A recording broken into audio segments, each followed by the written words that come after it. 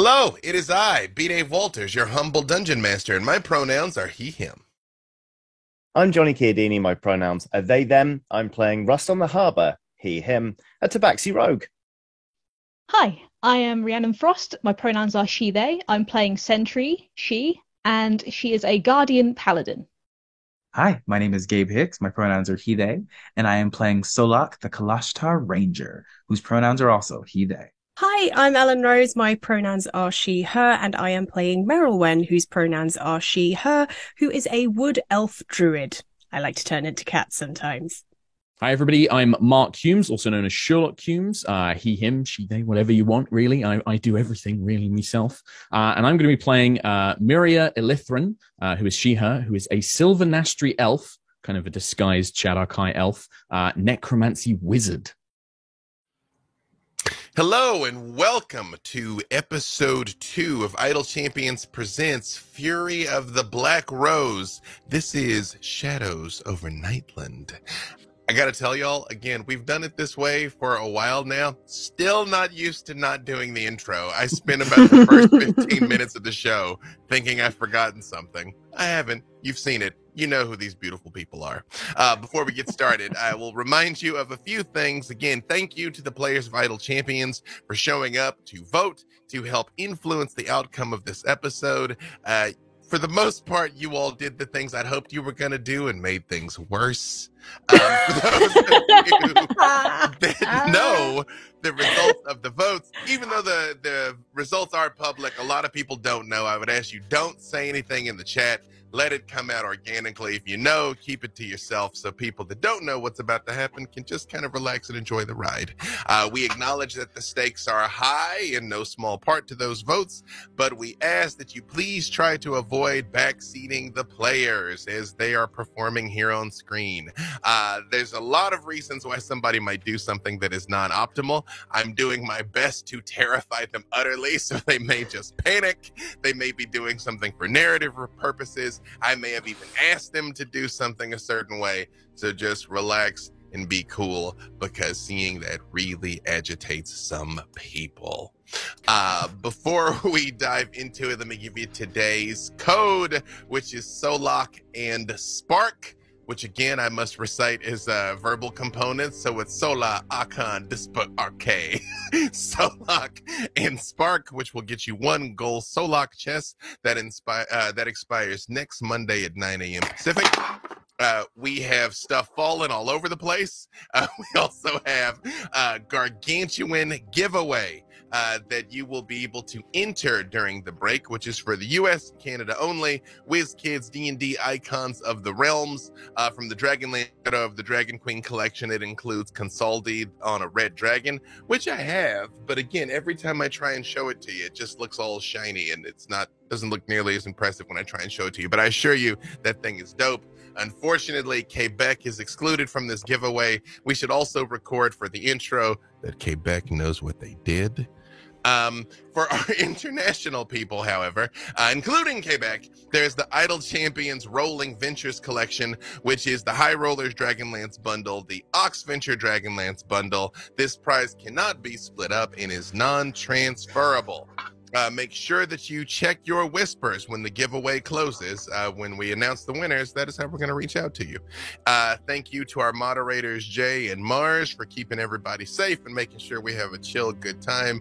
I'm sure there's nobody's going to need moderating at this wonderful day. We're all going to relax. It's going to be fine. Also, there is something written all in caps, do not announce. So I'm not gonna. See? We got there. And with that, Well done, bud. Thank you.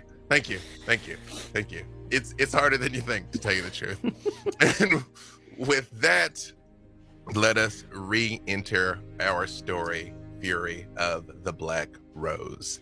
A very quick recap. Last week, we had a group of adventurers that were on board a spell jamming vessel, careening through the stars on a vessel known as the Light Fantastic, where we met Merylwen and Rust on the harbor, who were just doing a job, basically traveling from here to there, Rust being paid incredibly well at the sterling rate of 1 coin.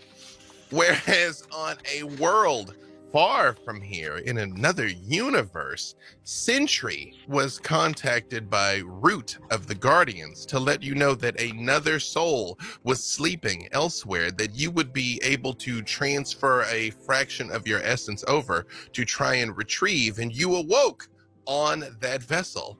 But no sooner could you all make any sort of connection with each other and figure out what the heck was going on, as you were involved in a mid-space collision with the Almighty Xanathar in his far superior Stilgar vessel, which sent the Light Fantastic careening out of orbit down towards a planet called Kryn. On the ground, two very different individuals were out in the woods for very different reasons, with Solak, the Knight of Solamnia, and Myria, the servant, former servant, future servant of Lord Thoth. None of those things.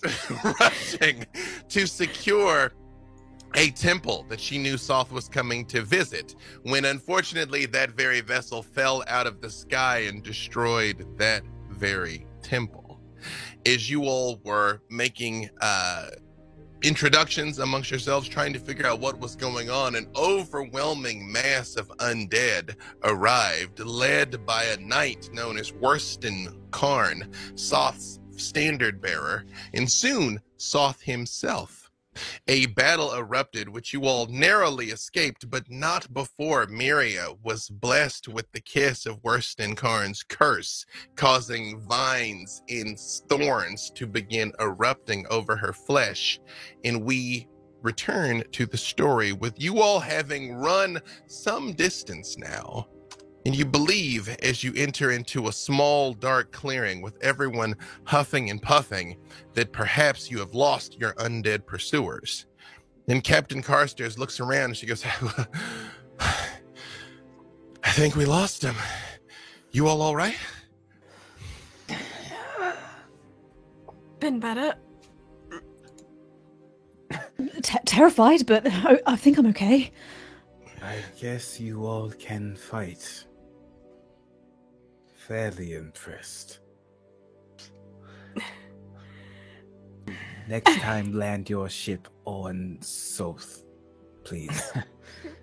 Yes, that would do us all quite a favor.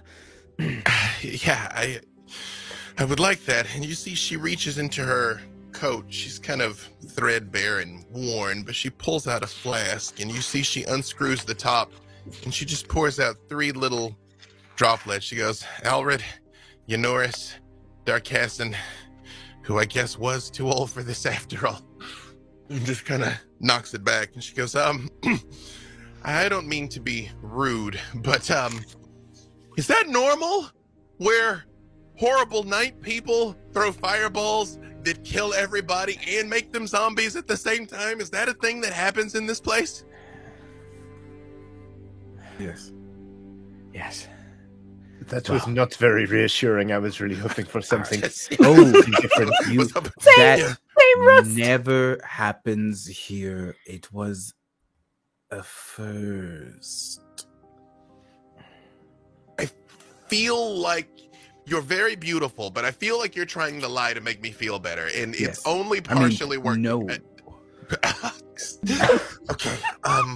Hey, all right. Let's just see how we're looking on the supplies. And she sort of motions in the remainder of the crew, which are all very downtrodden now. There was a plasmoid, a 3-creen, all manner of humanoids, but there's no joy in their voices right now. They're all very much all business as they start pulling out and setting in piles what very meager supplies have been managed to be retrieved from the ship.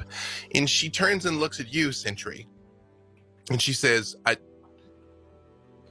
those are your eyes, right? I mean, is it correct to make eye contact? It's weird because I feel like you're looking at me, but are you looking at me, but are you looking at him? I don't. No, I'm looking at you. Don't worry. Yeah, all right. Look, I see.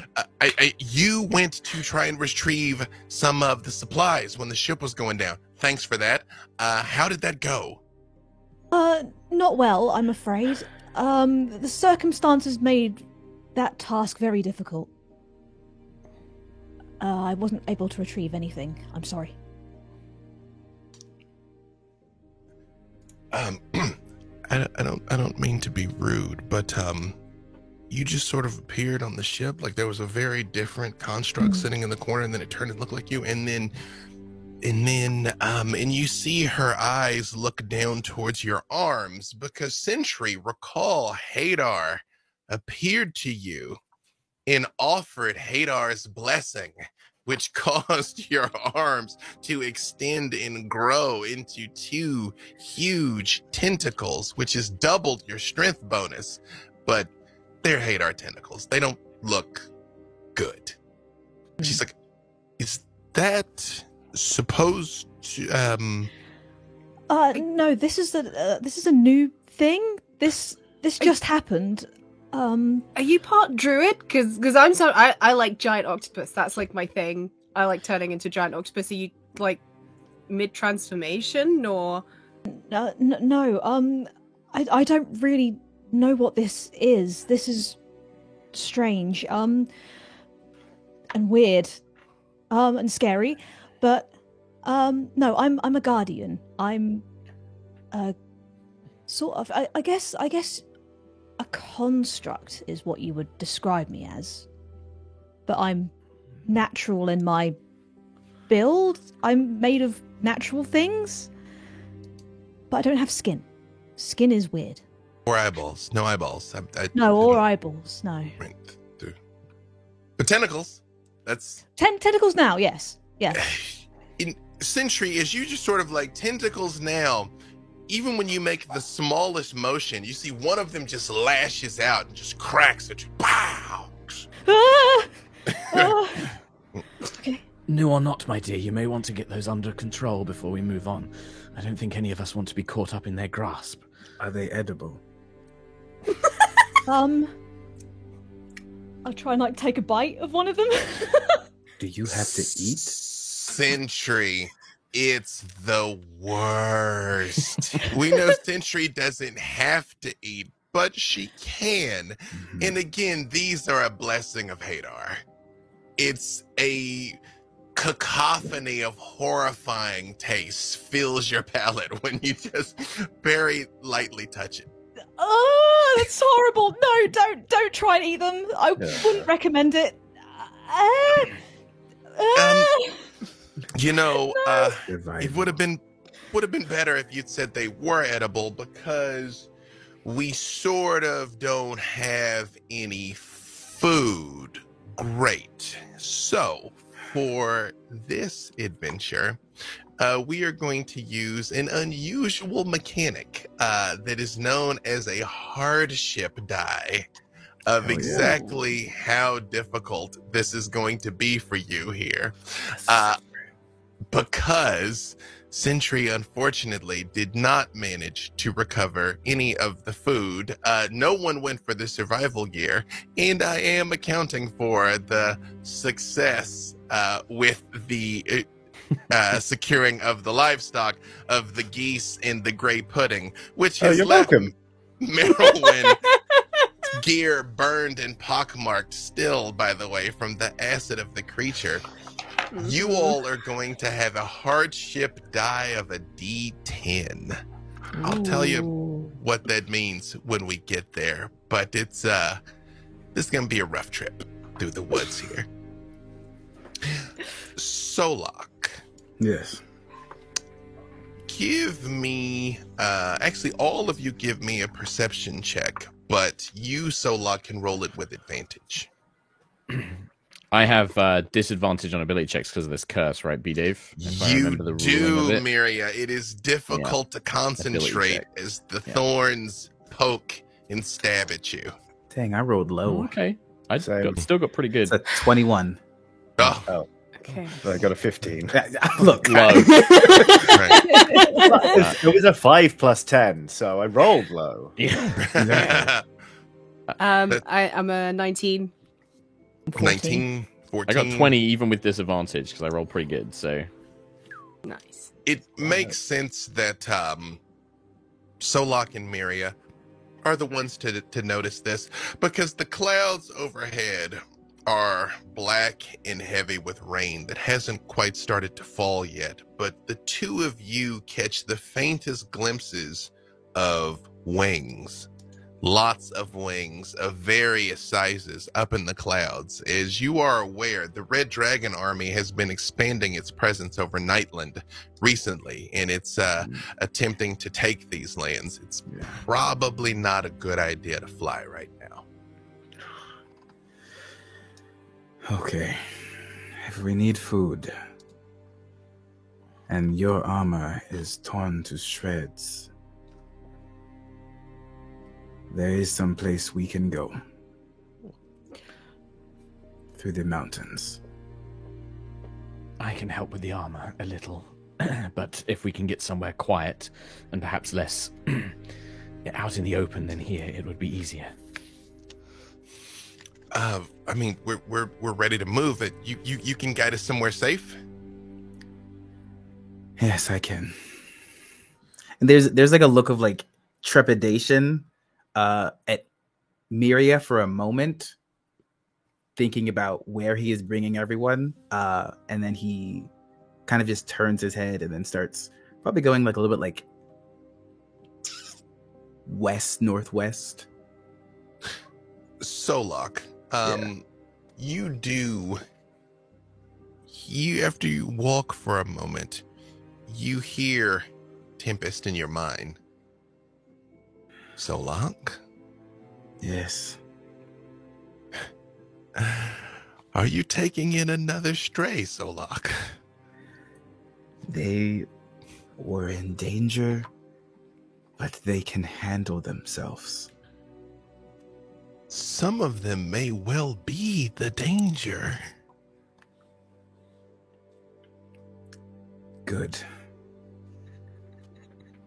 If they can fight with some sort of honor, maybe they can even be knights themselves. Ah, my friend, that eternal optimism is exactly why we chose you. And the ability to consume dangers is why I chose you. I will be prepared in a dramatically appropriate moment, I'm sure. We've lived through more. We've lived through worse. The day's young, my friend, but yes. Please don't eat any of them. Oh, but the druid looks so delectable. Look at her cute little face there. I know, but especially if she's turned into an octopus. But Solok, that man is a cat. He is a cat man. I've met a cat man. Look, if one exists, I'm sure there's others. Okay, but that's why we don't. They won't miss this one. Solok. Okay, don't eat anyone while they're alive. Include and I know that Miria is borderline, but she also counts. Fine. One last question as you all begin making your way through the woods here. Miria, where is Malleus? Solak and I have clashed enough times that I think that she would recognize that he probably can't stay hidden for too much longer. So I think that she would maybe send a telepathic message, being the familiar, to say, come out but slowly, and come and like move behind me, like come and try and get behind me, basically. But she knows that he can't stay hidden for too much longer. So, and I think as well, like in the previous encounter, the undead servants would have been left behind to like slow the advance of any kind of like soldiers and things. So they're gone. Basically, we can count that those skeletons were lost to our escape or something. Perfect. They're why you're still alive. Is it your intent that Malleus reveals himself on purpose, or just hide as long as he can? As long as he can, but like try and make his way over to me so that if he is caught, I'm there with him, basically. Perfect. Got it. Excellent. As you all walk about 5 feet, the captain says, well, at least things can't get any worse. And the rain immediately starts. And she's like, you think? Do you not have stories and tales where you're from? You must know, surely, uttering such things is inviting disaster. Why would you do that? It's been a hard day. Okay, all right, fine. As you all Rust, how does Rust respond to this Rust is just freezing downpour? Rust is intensely hydrophobic, so I'm going to say, not like in a he's got rabies kind of way, but he just hates getting wet. It's why he quit a life at sea. So I'm going to say I guess Sentry is probably the one who offers the most, like, coverage. Rust is just going like... Oh, Sentry puts her arms out to, like, shield him. Oh, it's okay. It's okay. Thank you. Yeah. Sentry, the moment you crack, it just bashes another tree. I'll try and do it slower next time. Perfect. As you all begin making your way through the woods, it is slow going and it is rough. I need 3 rolls from each of you. I need a strength check, a dex check, and a con check. You don't want saving throws? You don't. No checks, just checks. You're not directly in danger. You're just basically in danger. Those are just way better. Mm-hmm. Oh, this is bad already. Oh, So it was strength, dex, and con, right, B-Dave? Strength, dex, and con. Keep track of them here, because I'm going to. Oh yeah, sure. Well, I can. Yep, mine are nice and easy. That went great. My bad rolls from yesterday are still carrying over, Oh Mark. good. Oh good. They were so good yesterday. So good yesterday. Is you all are making your way through these woods. Merylwyn, you in particular realize there's just. I like where this is headed, by the way. I just hear these heaving sighs after each die roll. Merylwyn, you're not from here, but you understand the woods. And something is starting to go wrong in this place. It is like nature itself is beginning to spoil. Is the rain is just a little too cold. The rocks are just a little too slippery. The plants almost seem sad. It's just like something is almost draining the life out of this place. Would I be able to go to one of those plants? And I believe I have speak with plants. I think I have, so. I like where this is headed. Yes, you absolutely can. Yeah. What kind of plant would you like to talk to? I would like to try. I'd like to something that has like. I don't know whether to go for a tree that can see further than other things, or perhaps to go for something for a vine that stretches across. And I'd like to think that I've turned to like Sentry and I've been like, so what would you think? Do you think we should go high or like out for the vines? Yeah, but I think height might be good. Yeah. Yeah, we can get a good vantage point then, can't we? And we can see. Yeah. what's going on. So like, do you think I should go high? Do you think that's a yeah? No, because if it's storming, there's lightning, and also the red dragon army would be more likely to see you. And if you don't look like a squirrel, they'll shoot you down. Oh no, I won't go. I can just ask the tree, and the tree can look for me. Oh, yeah. What? Okay. And I'm like, okay, right. And I'd like to cast Speak with Plants. Solok talks to knights. You all are weird. I think Miria is the closest example he's had to like hardcore magic, and she doesn't even say that. I have to know, Merylwyn. When Merylwyn speaks plant, what does it sound like? Oh, I've usually always left this up to Johnny. whatever. You're accent not with Johnny now. Yeah, exactly. So, look at my face. Look at my face. I'm the captain now. I know. Oh, kind of. Well, the trees are a little bit more kind of slow and steady, and just a bit chill, Whereas vines, actually, I can like plants within 30 feet, so I can talk to like all of the plants, I suppose, that are around me, and like the kind of like vines and stuff, I suppose, a bit more like quick-witted because like they're crawling around and they see everything, so a little bit more like, hey, yeah, a little bit way. First of all, I love all of this, and we're done. Let's stop the episode. We finished right there. That's it. It's a wrap. Merylwen, is you sort of tune in to the language of the plants. You realize they're talking to each other already, and you hear, "Oh no, it's about to start again. Oh, I've already had that tentacly armed being cracking into my trunk. Oh, what even is that thing? It looks like us, but it's, hey! And Merylwen, you're aware the tree is yelling at Sentry. Like, who planted you like this? Yeah. And one of the vines is as it's creeping along is like, okay, hey, look, apparently the same thing that is happening to us is happening to them. Look, that one's all pokey. And is its bones supposed to be showing? Like, it's got bones and thorns. That bone thorns. Wait, is that elf looking at us? I think it's looking at us. Can it hear us? Yeah. No, it can't hear us. That's fine. Oh, I can hear you.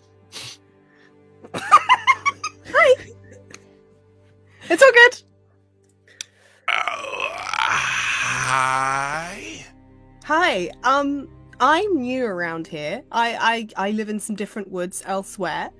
It looks like something weird is going on. Could you give me the lowdown? Like, this rain, it's way too hard and way too cold. These rocks are like just everything. I can feel it in my bones that something is wrong here. Is there anything that we can do to help you? Weird around here besides you?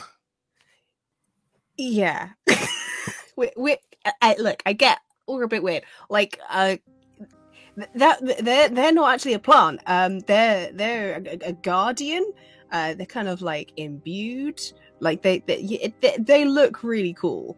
The thorns. That's like a curse. That's bad. She's having a bad time. We're gonna try and sort that out next. It's a curse. It's a curse. That's what. Okay, curse. Right. Great. Curse. Yeah. Good. Right. What's a curse?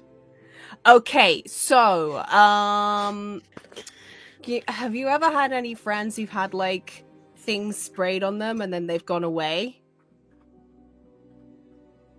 It's kind of like that. It's when the foxes make their water around here on one of the trees. That's that. If you smell what foxes do, Yeah. So curses are like having fox pee on you. Yes. Make their water.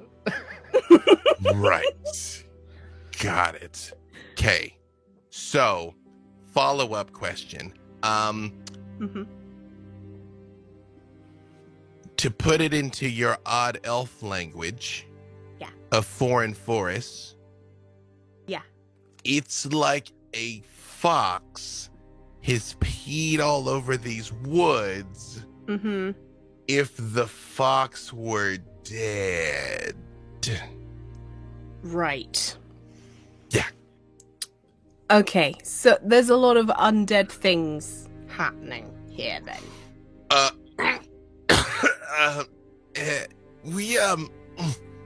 Sorry, and Miria, you notice as the sun is setting lower in the sky, and the sky is getting darker with rain. You see thorny vines spreading along the ground begin to tremble with movement, and as the last light of the sun fades to leave the cloudy sky truly dark, black roses begin to erupt from those thorn bloods, blooming in a heartbeat and seeming to reach for the darkness above. And even on Mirio, these places where the thorns are erupting, very small black blooms start to blossom. In the plants... Marilyn, get away! And then just sort of like, she'll just collapse kind of like, as these things begin to sprout. And Meryl, when the plants stop talking. I was like, yeah, so these spiky vines with the black roses, bad, killing everything. The plants have gone quiet. Oh, really? Yeah. You okay, No, this cut, something is happening. It's getting worse. Do they speak? They don't say anything. That's more concerning. It's Weston, it's Soth's magic. Nightland, his essence is bound here, I think. Let me help you. I might have something I can help you with. What are you doing? Let me just can I try and help you? Is that okay? Normally I wouldn't allow it, but yes, this is excruciating, so go ahead, do whatever you're going to do.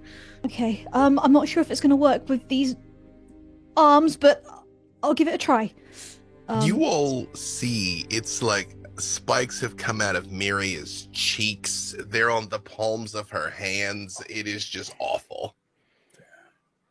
Sentry's gonna like try and just use her like vine hands and put them on, like, rest them on Miria and just focus on the Prime Matrix's energy. There'd be a little, like almost involuntary kind of like pull away. And then just allow you to touch her, just like lean back into it, but almost involuntary, like, and then she leans back in. Okay. And then she'll, I guess, as she does it, the vines sort of turn maybe like a little golden as they sort of channel the Prime's energy into Miria, and I'm going to cast Remove Curse at level 3. Is this golden energy begins to flow into you, Miria. The thorns don't retract. They begin to wilt and fall off. And a warmth that Miria has not known for some time begins to fill inside of your heart. But how does Miria actually feel about that? It's been a while. Normally such magic here on our world does not come from... It comes from a certain place that has not given me any favor in a very long time. Wherever you're from, Sentry, you said, wasn't it? Yes. I'm very pleased that your magic is less picky about who it favors. Thank you. That was very kind. Okay. I feel like we're all going to need to be together if we're going to make it through whatever's coming. Yes, I agree. We will need each other's aid. You saw the strength of the being that attacked us, and Miria will look over at Solak. Perhaps we should save this conversation for later when we're safer. But thank you. I do appreciate that. It's been some time since someone showed me kindness like that. So thank you. Everyone deserves kindness in some regard. Oh, that's a very sweet way of thinking. You should put something on his neck so he doesn't trouble the wound. Oh. On my neck, darling? Yeah. Yes. Well, yes, I suppose I can, yes. Oh, you are. Yes. No, I'll be all right, darling. Don't worry. Okay. I don't lick my wounds. So. Okay. Well, to each their own. Thank you. Is it still raining? Oh, it's very much still raining, Rust. It's raining. Sentry, if you would, give me a perception check, Sentry. Okay. A 9? Everything seems legit, Sentry. Another good day. Okay. We're A-okay. We're not in danger. Everything's fine. as you all make your way through the woods here, I have gotten, I believe I have gotten the results of the saves here. The first thing you in here, there's a few things that you all just run into here on the road. The first thing you run into is a fallen tree. The trail is close growing wood is suddenly blocked by trees toppled by high winds that you all have to muscle your ways through. I have Rust, Miria, only Merylwyn, surprisingly enough, passes the test of muscle. The rest of you struggle, and it just, the wood is slippery and just covered in lichen, but somehow also thorns, and it is awful. As you make your way further down the trail, loose rubble makes the descent down a twisting switchback particularly dangerous. Only the most cautious and sure-footed of movement can prevent a fall in a rough slide. Somehow, the Tabaxi Rogue had the worst result. You tell me, what does it look like? This opportunity for sure-footed and deftness that Rust just fails utterly. You tell me what it looks like. So, okay, so you know when a cat like hunkers down and kind of wiggles its back end to dig its back paws in to really push? Like he kind of does that, and then as he pushes, those back legs just slip backwards, and it's like the gif of the cat jumping off the table and just straight down. Just a face plum. Yeah. Although, again, almost all of you fail this as well, slipping and sliding and just sort of bashing knees and twisting ankles, except, again, Solak and Merylwyn somehow. Merylwyn, you're acing this nature stuff. Merylwyn, tell me what it looks like, how you effortlessly, gracefully traverse this cliff that almost everybody else seems to really be struggling with.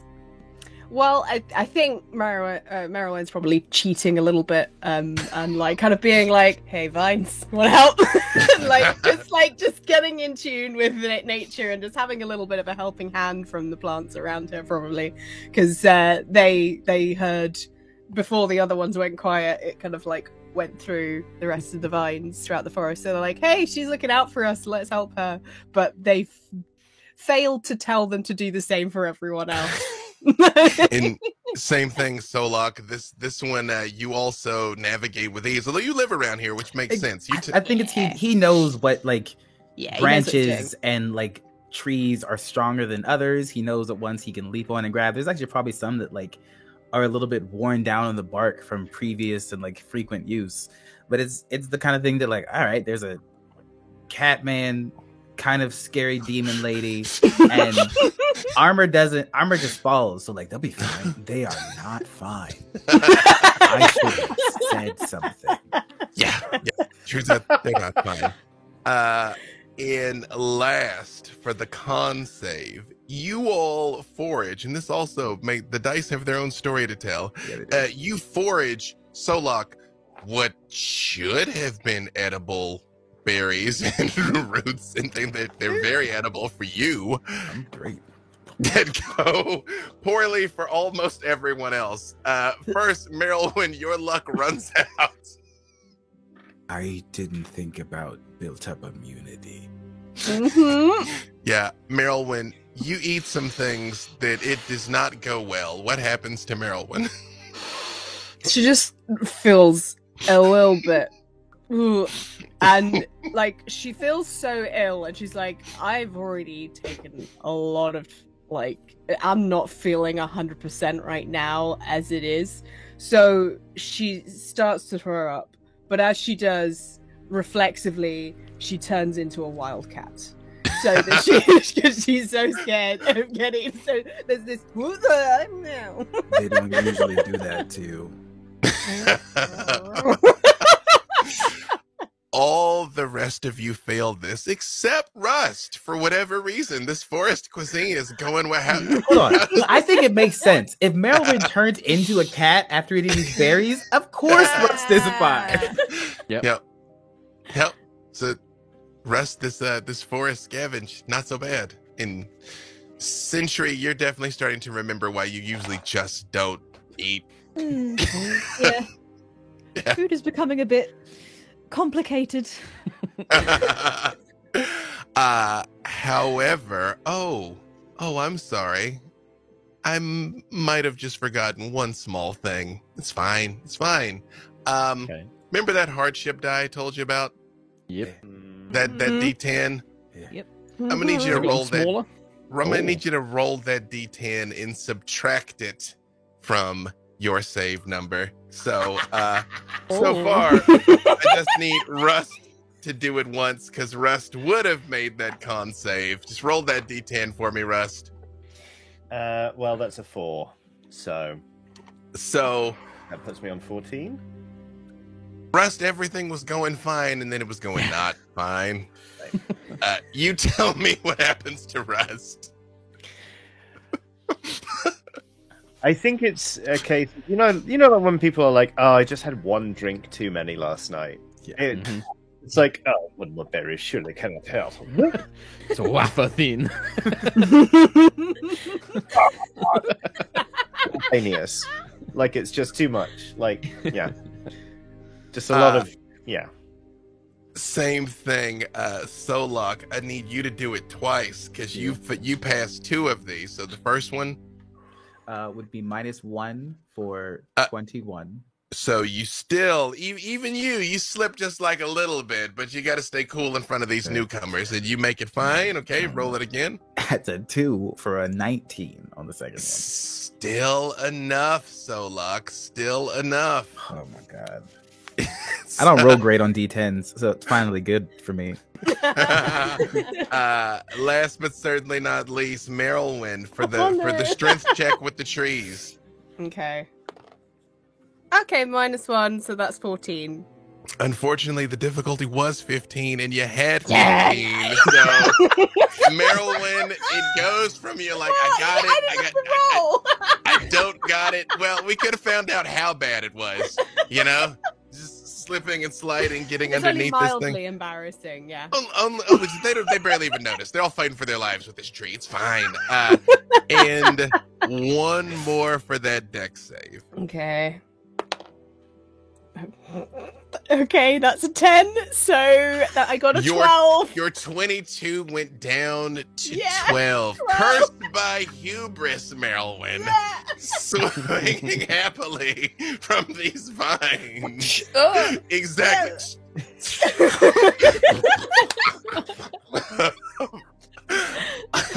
All the way down to the bottom of the mountain. Unfortunately for you all, any of you that failed 2 or more of these checks, which is everybody but Solok, which again makes sense, you have a -1 penalty to all ability checks, all saving throws, all attack rolls, and your save DCs, as just the harsh, grueling nature of this place is just wearing on you. You're not eating well. You're getting beat up. It's just rough. Dying is easier. Yep. Again, Solok, you don't understand the problem, man. Like, they're wilting in front of you, making their way through. They did so well against the army. These are inanimate objects. It's berries. This is the withering power of embarrassment. Yeah. Miria is just cursing being out of any sort of civilization. Like, this is why I left the forest in the first place. Just like constantly like brushing like dirt and leaves off of her and just being miserable. Is embarrassment a catfolk word? Yes, I've heard it used in relation to myself a lot. So I have to assume so, yes. That's sad. Gabe's gonna leave that one alone. Hold on a second here. Perfect. Is you all are just sort of making your way through this terrible, unfortunate trip through the woods here. All of you give me perception checks, except for Miria. Okay. Oh, come on. Woo. What's happening to us, Johnny? Nothing good. This is what we're good at. Yep. Well, it's an 18 from me. 19. 19. 18 as well. 18, 19. Miria, if you would, roll a stealth check for Malleus for me. Let's see how good of a job this prickly boy is doing back there in the woods. I believe that is a 17.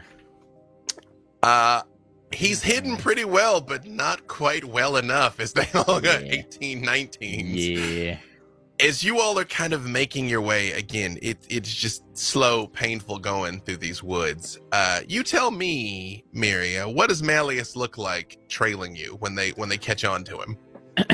So they would see, and it makes sense. I mean, Solak would absolutely see this, like identify this first, but it is what would initially maybe appear to be like a black dragon wormling, but there is definitely something not quite right about this little dragon. Maybe not even a full wormling, or even maybe smaller than that, close to a pseudo dragon almost. But there is gaps, tears in the wings. There's purple and sort of red magic emanating from in between visible ribs and things like that. It does not look quite right. And if they know what a death dragon is, then it would appear to be a little small death dragon.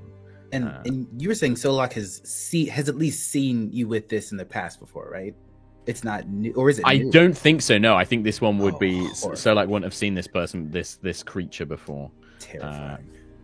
Yeah. Cool. Well, you all see kind of creeping along the trees. I'm going to say with a very small, scrawny squirrel kind of dangling out of its mouth. And when you all look, freezes because it doesn't know that you can see it.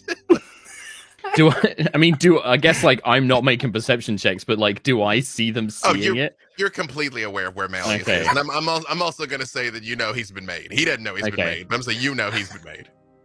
I'm imagining that raccoon video where they're like... Yeah. It's nothing to fear. It's my familiar. I just outright say it is a creature that is bound to me. Malleus, come here. Mother, should I display my power to them?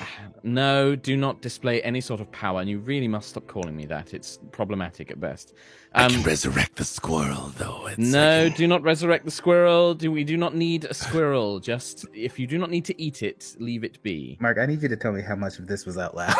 No, this is in his head. The whole conversation was... Okay. Yeah. I'm like, if it's Mother, what the hell? Yeah. And I'll just gesture my non-skeletal arm out to Malleus and just be beckon, come here. And you all see, as described, a small death dragon, a little bigger than a cat. I think pseudo dragons are about cat size, aren't they? Yeah, cat, I think so. dog? They're not big. Yeah. Flies over and lands on Miria's shoulder and proceeds to study each of you through his purpley flaming eyes. Actually, all of you give me I'll stack this into the same perception check. It'd be difficult to miss. The color of purple in Malleus's eyes is the same color of purple of the fireball's saw through. That death, that cataclysmic death energy, and the same energy that Wollstonecraft had flowing out of her like hair, is burning in the eyes of this little dragon. I know what you're thinking. It is this creature is no longer bound to the one that attacked us.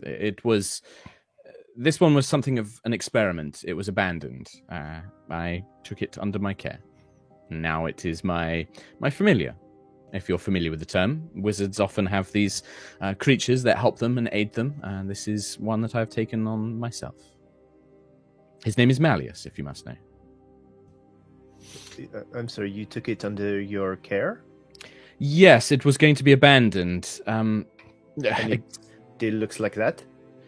It is not a living thing, my dear. It was corrupted. This is a bigger conversation, but Soth, the knight that attacked us, the one that you saw with the power, he has discovered some way to create these creatures, death dragons, he calls them.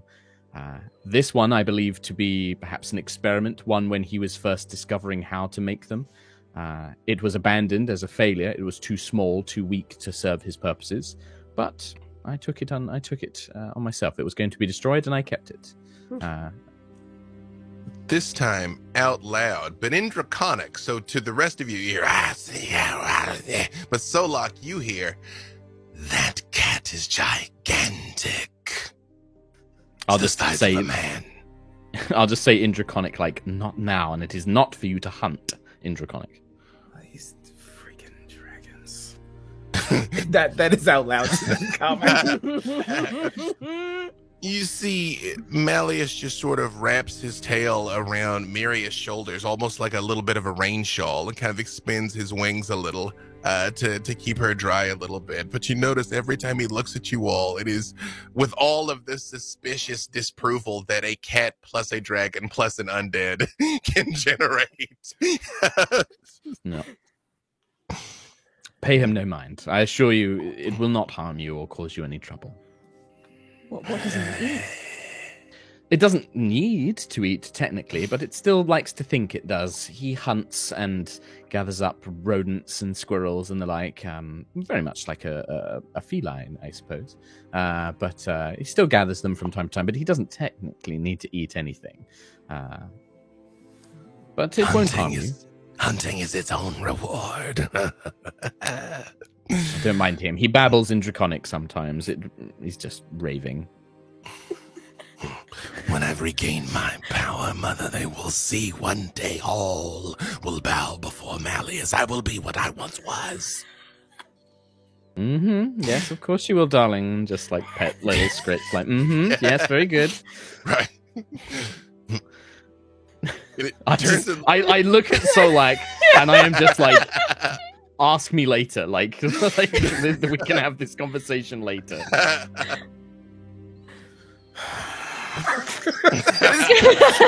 It's the sigh and turn.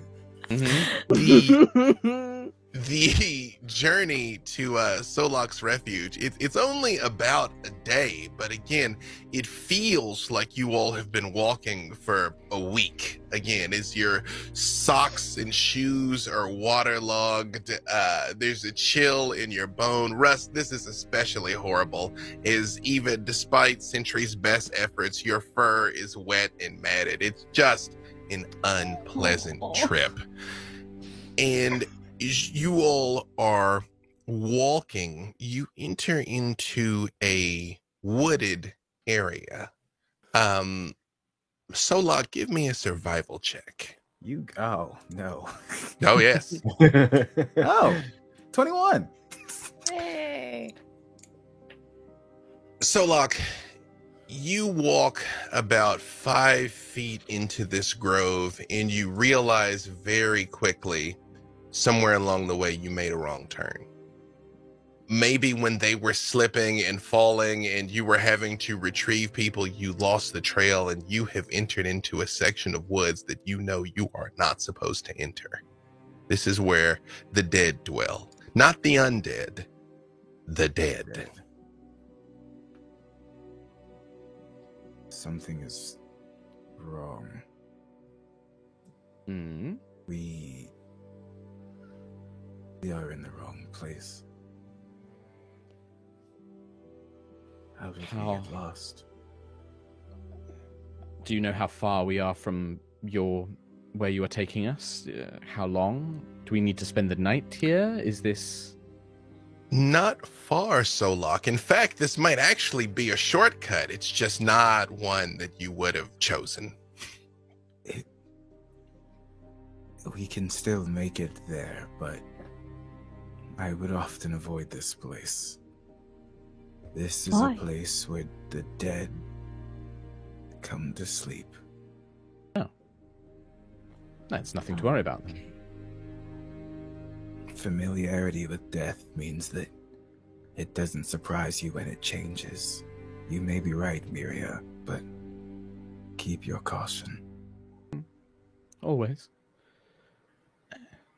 If there's nothing to harm us, then we should keep moving.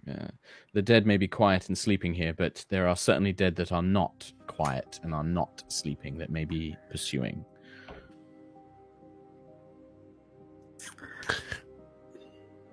All of you, give me insight checks. Hell yeah. Oh. Insight. Including me? Oh, come Yes, on. including me. You know what, Rust? Ride or die. Ride or die. Really? The dice have their own story. It's fine. I got a nat 20 on that. Same. I got a nat 20 as well. Both the high rollers rolled nat 20s on it. It is perfect that this would be the right time to do that.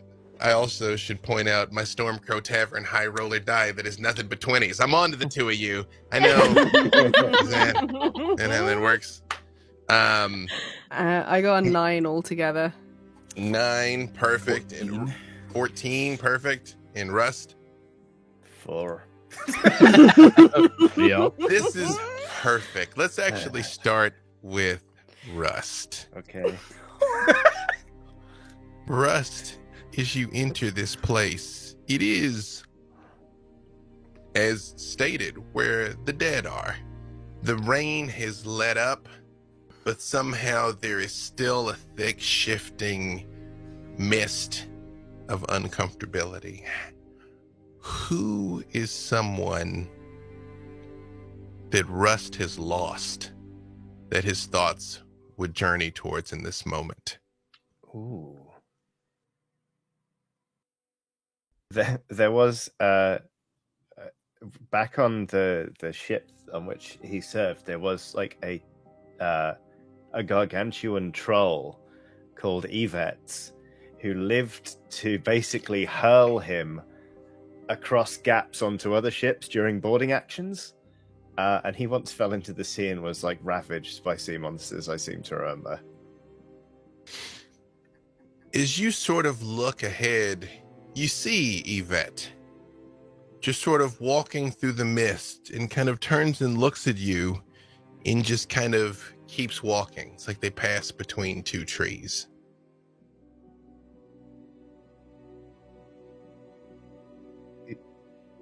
Yvette?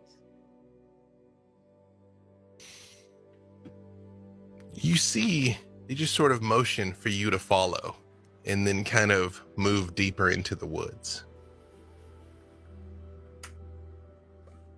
I'm gonna follow. Sentry and Miria, both of you with your natural 20s, see Rust kind of perk up and get ready to follow something. Rust should not follow that thing. I'll motion to Sentry like, you should stop him. And I'm going to turn my knowledge to see if there is actually a creature there or if this is just the environment. Like, is this a magical influence or is there actually a creature present that is perhaps trying to lure him away? I'm going to give you with that natural 20 a bit of both, Miria, Okay. but you don't sense an overwhelming malice from this place. One thing you know is the angry dead. Mhm. It is, if anything, it is more a trick, a deception. It may well be his friend, and his friend may well, technically you don't know what Rust is seeing, but it's But not whatever it is. Right. It's more likely that you'll just get lost here, possibly for the rest of your life, than you'll Right. walk around the corner and something's going to bite your face. Well, I'll wait and see what Sentry does first and then I'll step up. So Okay. Sentry, I'll Sentry. stack on with your natural 20, although you are not native to this place. You are a champion of good and light, and you understand the natural order of things. So I will say you've arrived at a similar conclusion. Okay. Sentry will just step up behind Rust and, as gently as she can, put her little vine arms around his shoulders and just tell him, "Don't separate from the group. Stay with us. We don't know what's out there, but it won't be good if you go out without us." But I saw my friend. your friend was lost to you, yes? They are someone who died perhaps long ago or you've not seen in some time? Yeah, no, I've not seen him since he was eaten alive. Oh, by sharks. I don't think that there is necessarily any malice, but you shouldn't wander off. This place, you would become easily lost, I think, my dear. Try and stay with us. Rust, as you're hearing this from Miria and Century, you see your friend again, and he's kind of motioning, for the up that, he was gonna fastball special you, but it's clear there's huge bites missing out of him and chunks that are gone.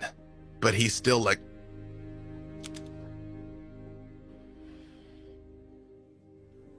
oh, I think I understand. Merylwyn. Mm-hmm. Same thing. Who's someone Merylwyn has lost along the way? Okay, prepare for the sad backstory. Yes, good. The shape that Merylwyn currently is in is inspired by a little wild cat she saved called Simon. Now, Merylwyn being an elf, she lived a lot longer than Simon, and she lay him to rest, looked after him into his old age. Sadly, this was not the end for Simon.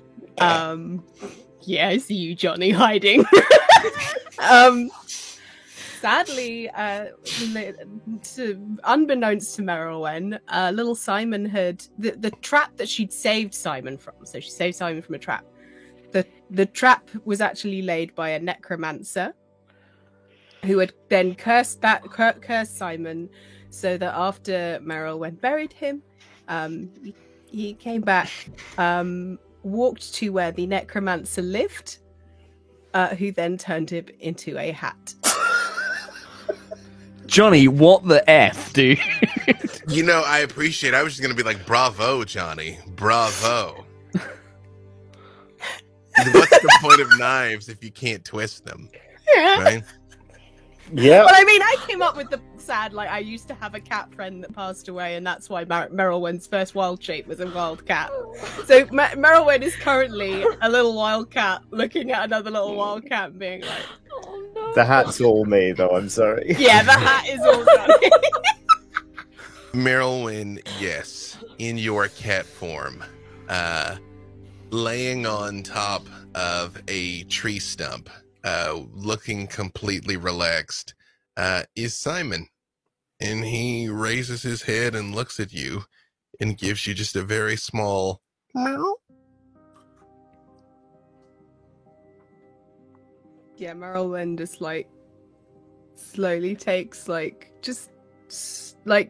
creepy cat, when little cats are just kind of not sure, because she's like, I buried you twice. What's happening here? She thinks that something else has happened again, basically. So Solok, although you didn't roll terribly high, you do know this place, and you almost feel Tempest tugging at you to see the fact that this little cat is about to wander off, and if she does, you probably won't see her again. Yeah. Solok will definitely try to stop her. I think Solok avoids this place because he knows who he'll see when he comes back, and that's what's worse. So he'll go and try to grab Merylwyn without looking around too much because he's afraid he'll see her. Merylwyn, do you let Solok pick you up? yeah, kind of just because she's a bit kind of what's going on? No, it's not happening again, is it? And she almost feels like a relief when a hand scoops up underneath her, and she's like, okay, I don't have to think about that anymore. That's good. In your head, Merylwyn, you hear Solok with a friendlier disposition than he usually gives out loud, more well spoken. No matter what you see here, it is not real. It is a reminder of those who are gone. And their memory is important, but your mind is what haunts you. Merylwyn lets a little sad meow and just nuzzles in. See, Simon gets up and big stretch and tail just straight up in the air. Just kind of looks at you, Merylwyn, and hops down and kind of just trots deeper into the woods and looks back at you expectingly and goes a little further. I give him a slow blink and let him go. The true sign of love. Oh. I'm sorry, I'm just broken me. Yeah. With this, B-Dave, seeing, like, knowing where we are and seeing these effects, I think Miria sort of knowing how spirits and the dead might work, and it's not necessarily like a full-on spell, but maybe like a kind of a ritual rite that she learned as part of necromancy, just takes out like a handbell and holds up her censure with the green flame, and as they walk, she just occasionally rings the bell, knowing that, like, spirits often are, like, kind of pushed away by reminders of their death, and so it's like a mourning bell, and she's going to do it to try and ward off any more of these spirits from hounding the party and, like, reminding them and stuff. I gotta ask though. I'm glad she's doing that because B-Dave, is a 14 a pass? Oh no, my friend. Oh no. Listen, I didn't know whether it was a pass or not. I'm trying, but like, it's gonna work. Not only is it not a pass, this was voted on by the good people of Oh! Oh! This is got it. Great. Miria, you are a very accomplished necromancer. You understand the ways of the dead. And as you all see this, there is almost a kindness in what Miria is doing. It is not a censuring of these beings. It is just a gentle escorting them.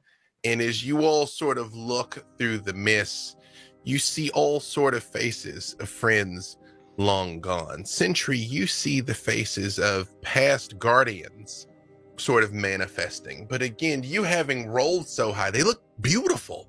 They look heroic and statuesque, glorious defenders of everything that you hold dear, but still just sort of at the edges. Is every time Miria rings the bell, they just sort of move back a little bit. It is almost like a ripple in a lake. And as you all continue making your way through, Solak, you see him. In the path ahead of you. This time, for the rest of you before now, these visions have been kind of unique to you. You all are vaguely aware of presences, but you, Merylwyn, saw her friend, whose name I won't repeat, Rust, saw Yvette, but to the rest of you, it's shapes. But now, you all see a man standing in front of you, and he looks very unusual. On the one hand, he's towering. He's nearly 7 feet tall, but he has a face like you've never seen before. He's got a mouth like an elf set in a human face with dwarven eyes, and his left arm is made out of glimmering silver. And Miria, you ring the bell, and he doesn't budge. This one has got a stronger connection to this place, I see. And she'll just sort of lower the bell and look round at the rest of the team, not knowing who this spirit's connected to. Like, she knows it's one of them, but she's going to, like, kind of glance at the 4 of them, the cat, well, 3 and plus cat, and try and work out, like, or maybe not even work out, but just cast a glance around to see who it might be connected to. Solak's eyes are uncharacteristically sullen.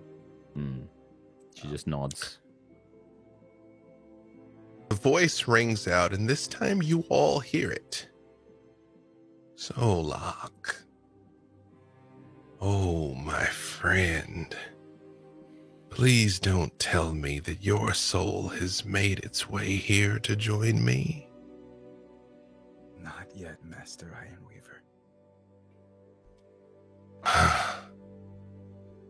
Then the battle continues, Until the end. You all see this giant man sort of kind of stride forward a little bit. And as you can see him, he does look almost semi-transparent. As he reaches out that iron hand and puts it on Solak's shoulder, and you do feel a bit of a presence. Is your soul still at peace? Somewhat? Somewhat.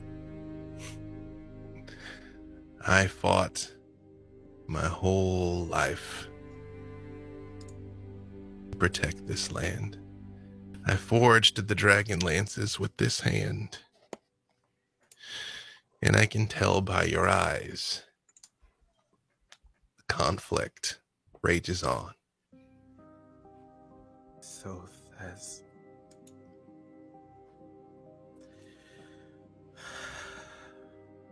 Kalaman was charged, and it was close, but there's not much that's left. But the great city stands. Yes. I don't know for how long, though. I don't know if I may join you sooner than I thought. Well, if Soth has arisen from his vile crypt, at least that means Takesis must remain broken, shattered. Yes.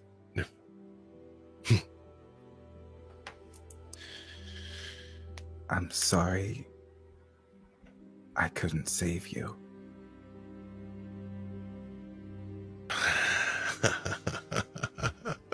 Solak.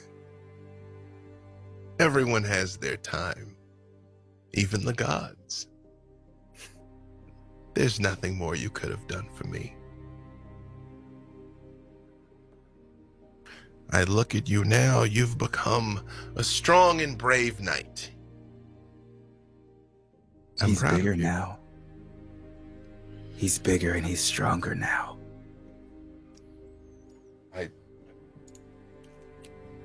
Can I see him? And then Solak, when he saw Malleus before, he was like grasping his chest a little bit as there was a tugging at it. And he grabs his chest again, and almost like crawling out of Solak's back is this massive drake with white upper scales and then like a blue ridged underbottom that's just then towering over from behind.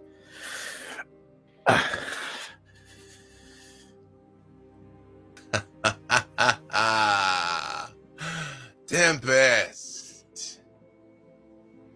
And you see Tempest bows his head because he understands what this is. But you do see one of his reptilian pupils does rotate in his skull towards you, Miria. And Malleus sitting on your back. He's bigger than the last time. He is. Mm-hmm. Now we can truly fight back the way we wanted to.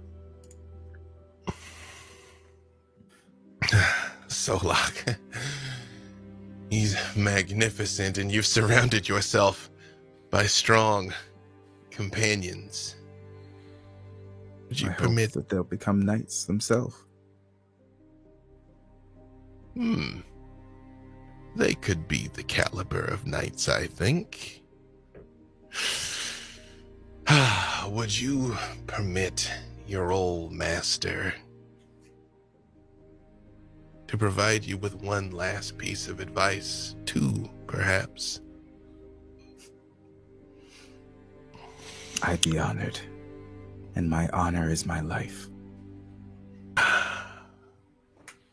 Exactly that, Solak. You can fight. I've seen it. You are brave. You are caring and compassionate. You embody all of the tenets and beliefs and the ethos of the Knights of Solamnia. That grand order is made grander by your presence. But, my friend, no matter how hard you fight, there will be another enemy. No matter how much you sacrifice, there will always be one out of reach. Then I keep fighting. I don't want to see you become me, Solak. the sad old specter of a once glorious life. While there's still time for you, remember there's more to life than a glorious death. And when he says that, he shimmers and disappears.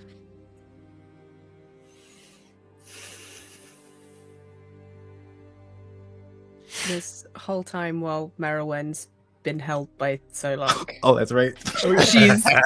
she's kind of like one eye on the Drake, but like she's slowly like kneading because she's sensing that Solak's going through something right now. So she's like, it's okay.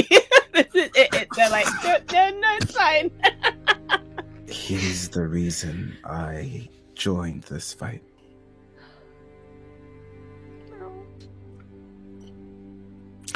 Solak, Mm-hmm. where Duncan Ironweaver was standing, Mm-hmm. you see something small and silver glinting. Go pick it up with the cat still in my arms. This is my life now. It is a You're a cat very small dragon lance, like a cloak clasp. And as you pick it up, you feel a warm jolt go through you, heartening you against the cold and the rain and the torment of all of this. Just that little spark that you know will never go out inside of you, as it never went out in Duncan.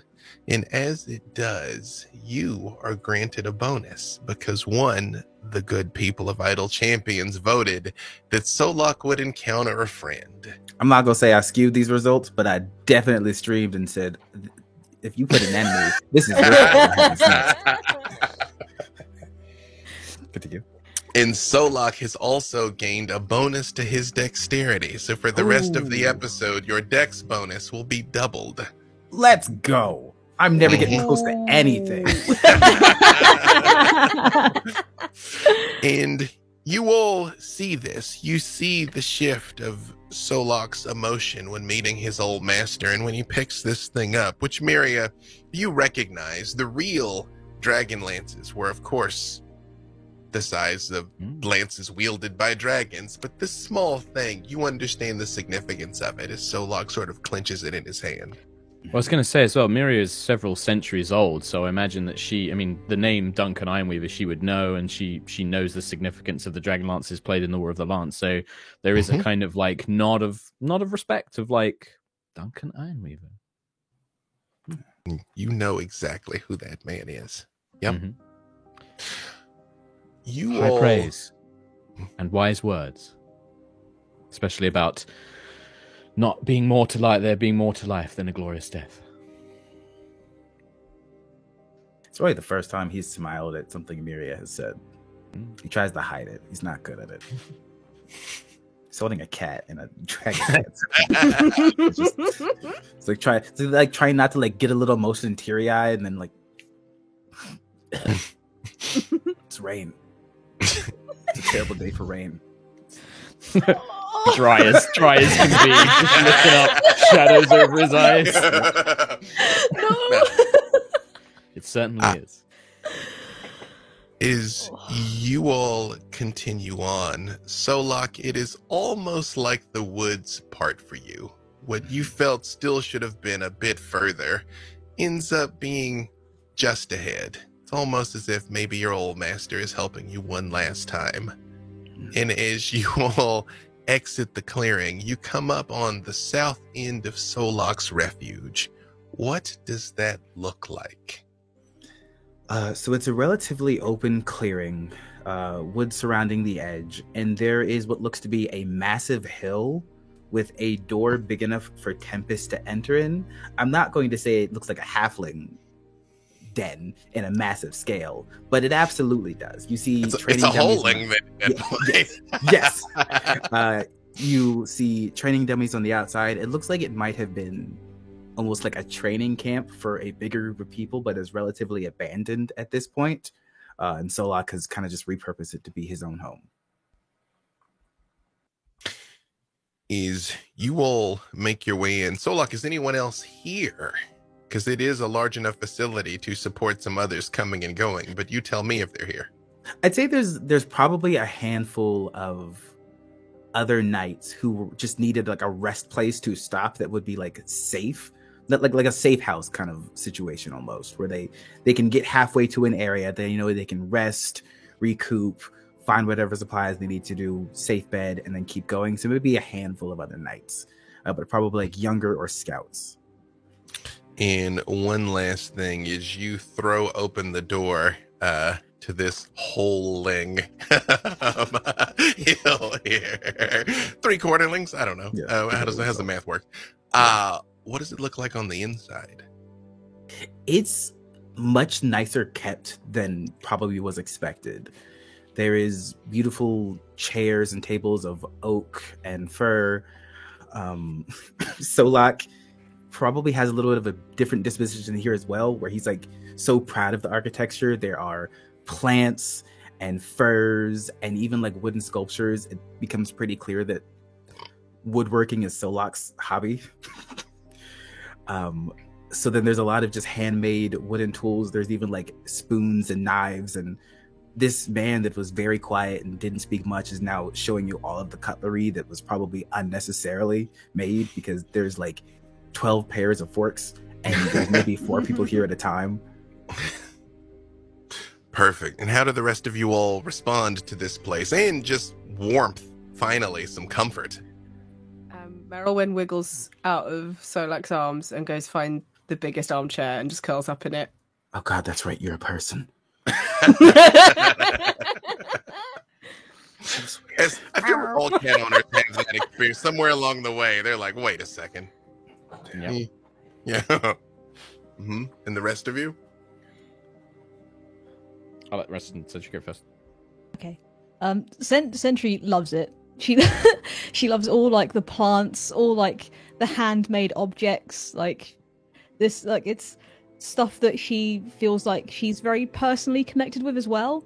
And I think she would look over to Solak and place a viney hand on his shoulder and just say, I feel like I understand you, Knight. I feel like you're a young warrior who's been tasked with a great purpose, and I very much feel like that's the same where I'm from.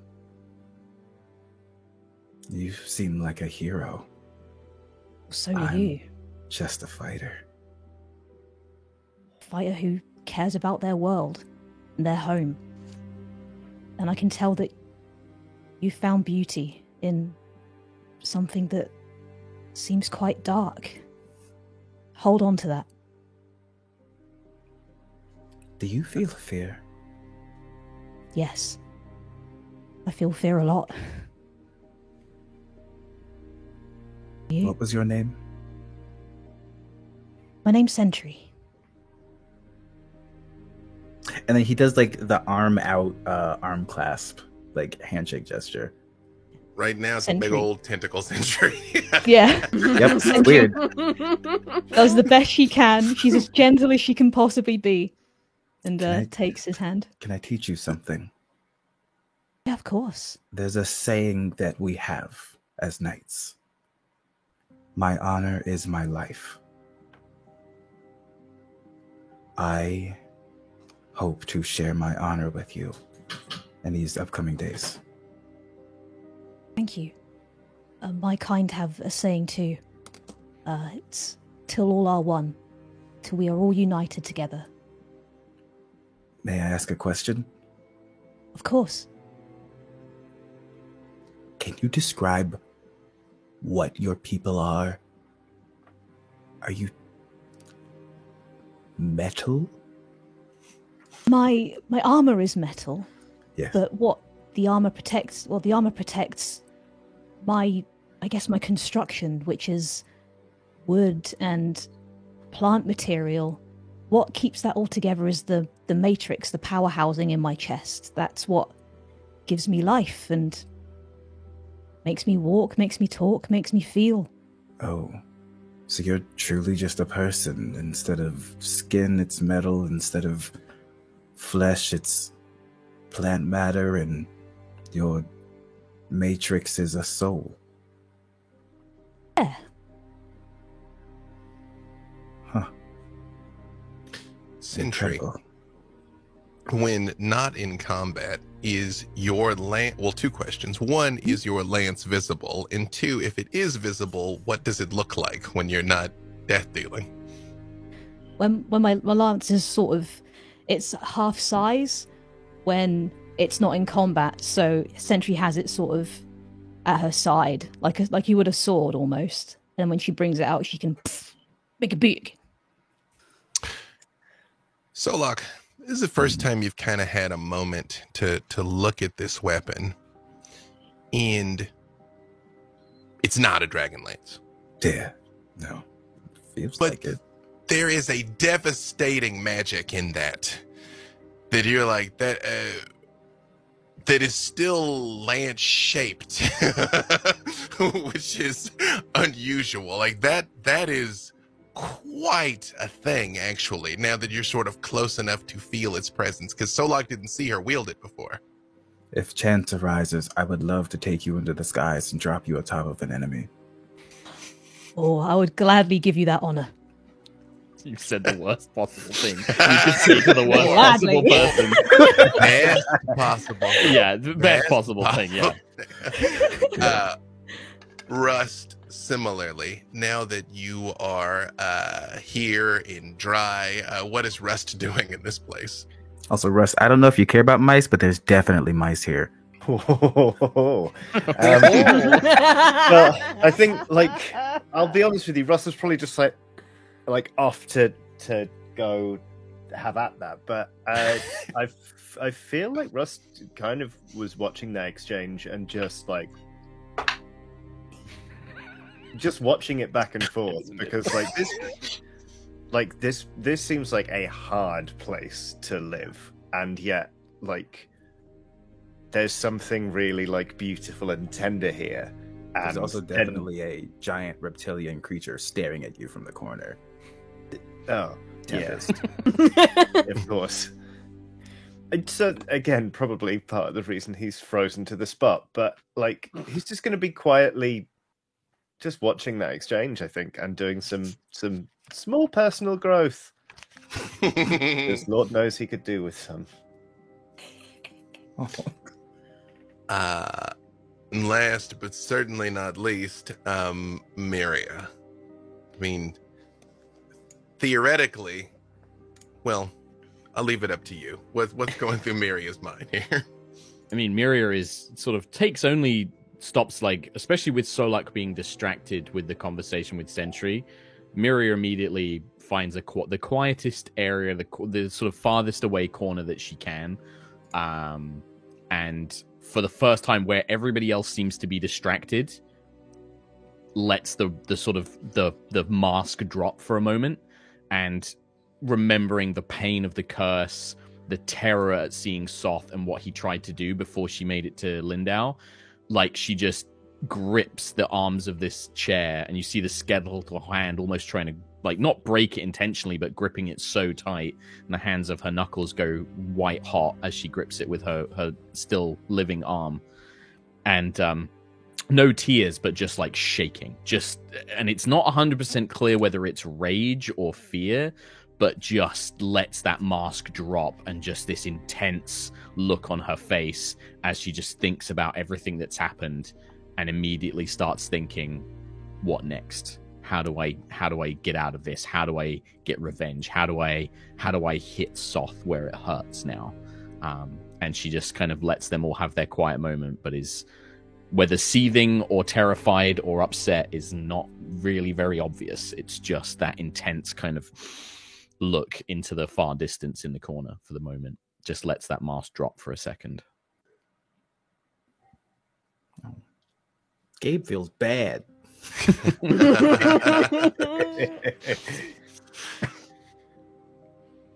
Solok, I'll let you tell me, since Spark is your companion. Yeah. I'm sure Tempest is going to notice this, keeping an eye on things, and probably Miria being the top of the list. How would Tempest respond to sort of seeing this moment in Myria? I have no doubt Tempest would say something to Solok, and Solok would probably have a little bit of conflict with Tempest until Tempest gave in.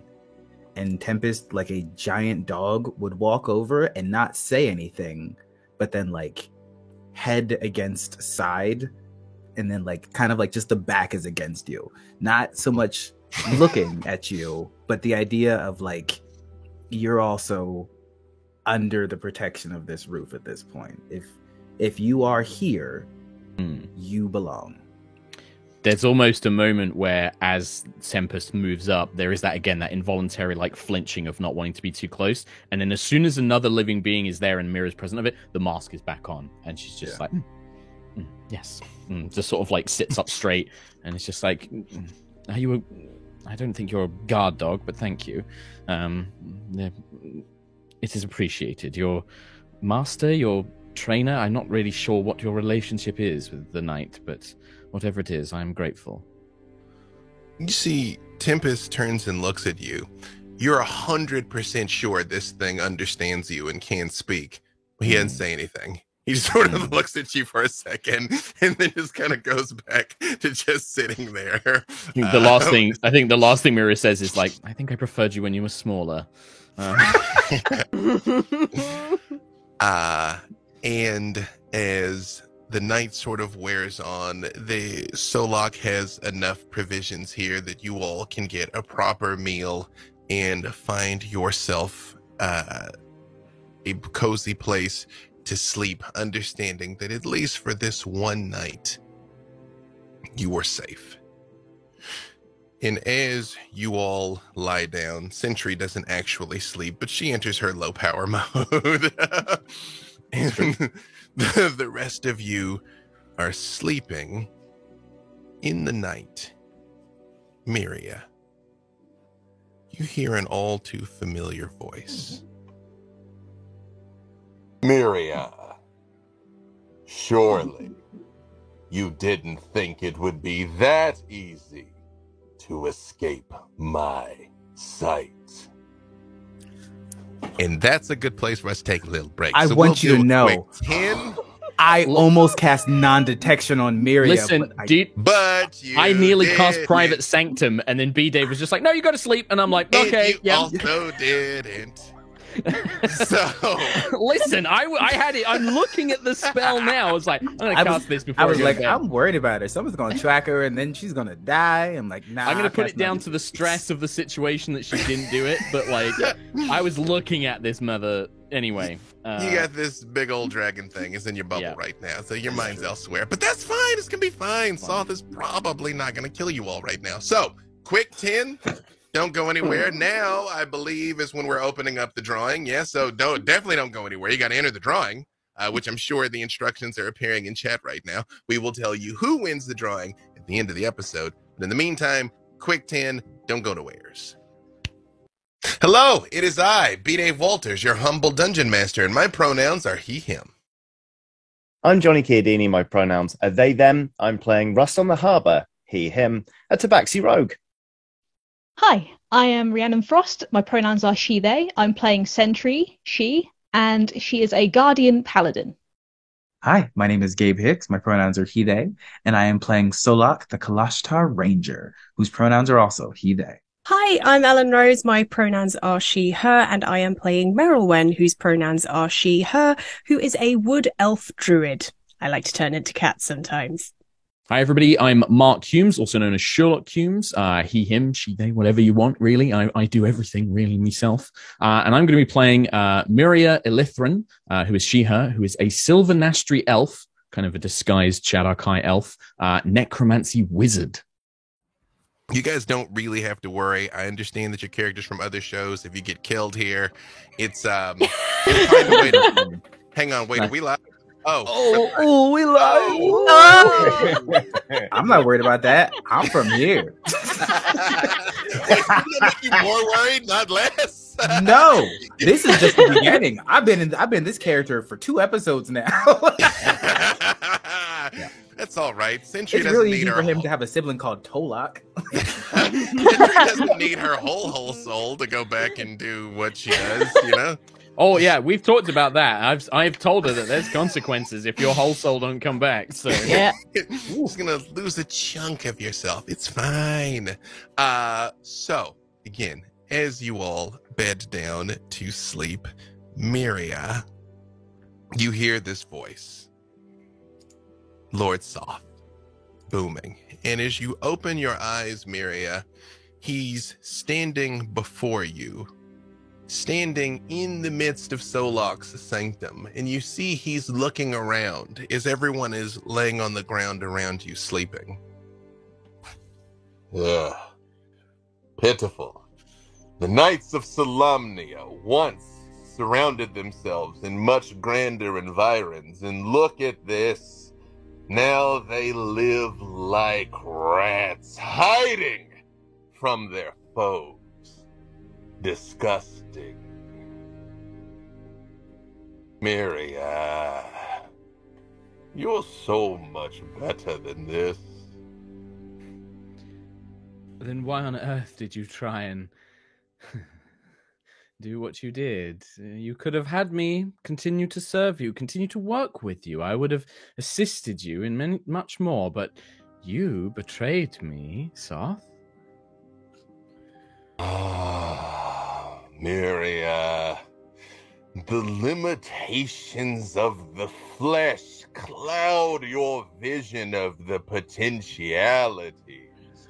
As long as you live, you will never be all that you could. Gaze upon what I attempted to bless you with. And he holds a hand up, his own skeletal hand, towards you, Miria. And perhaps you may well be. In Miria, you feel yourself change into something else. What does Miria look like? She would have been transformed into a spirit, a spectral. The body would have fallen away, decomposed, decayed, leaving behind the same thing that she accused Western Cairn of being, a chain-bounded banshee, clad in armor similar to Soth's, the same strange, ornate metal pattern on breastplate and braces, but no lower half of the body, just trailing away like mist. Her hair grown out slightly longer, more withered and thin, her face kind of sunken with that hideous gaze of a banshee, this hideous undead creature of just hatred and violence, completely bound to Soth's will. In Miria, as you feel this infusion of power and servitude rushing through your soul, you see Soth's red eyes glow slightly brighter behind the helmet. Is that not superior? And he lowers his hand and you become you again. No, I will not be your puppet. I will not be anyone's puppet, Soth. You gave up. You didn't even give up your life. It was inflicted upon you because you were a failure, because you betrayed everything you stood for. For what? For some petty jealousy? No, I will not be like you. I will be greater. I will be superior. Miria, you cannot win, Miria. You have a primary tactical disadvantage. The dead vastly outnumber the living. In time, all shall serve. If he says nothing else, Miria just tries to blast him with magic. in Miria, as you attempt to blast him, you snap awake. Meanwhile, Sentry, you also, there, in your low power mode, become aware of the presence of this gargantuan man. Now seeing him up close, he's probably 7'3", maybe 500 pounds, almost impossibly large, especially to see the one skeletal arm come out in the glowing red eyes. And he turns and looks at you and he says, "You have the bearing of a knight, yet you wear no tabard and fly no banner that Soth recognizes. Who are you?" Who are you? "I am the end. I am the lord of these lands. I am death, and what comes after. I am Loren Soth." Are you the one who is bringing all the undead? Yes.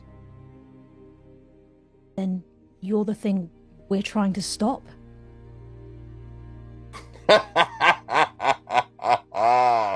Could there be anything more futile than trying to stop death, the one certainty for all things that live?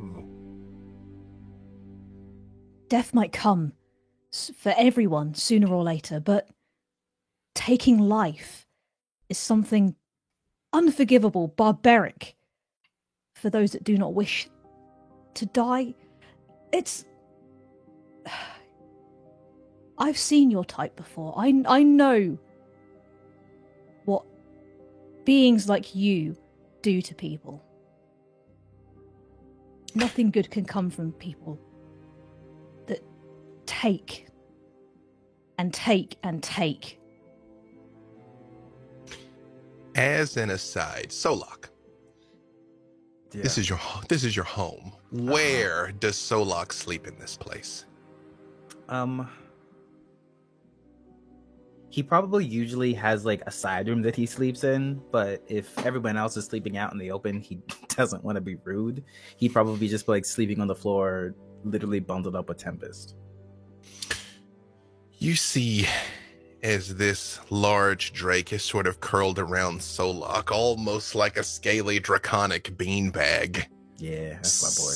Soth turns and points to him, and he says, "You said it is wrong to kill those that wish to die.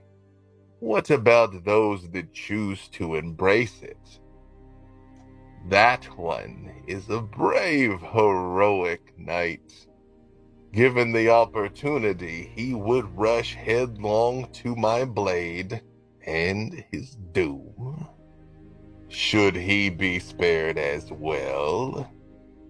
Is that not a worse fate that I would not even bless him with a glorious demise?"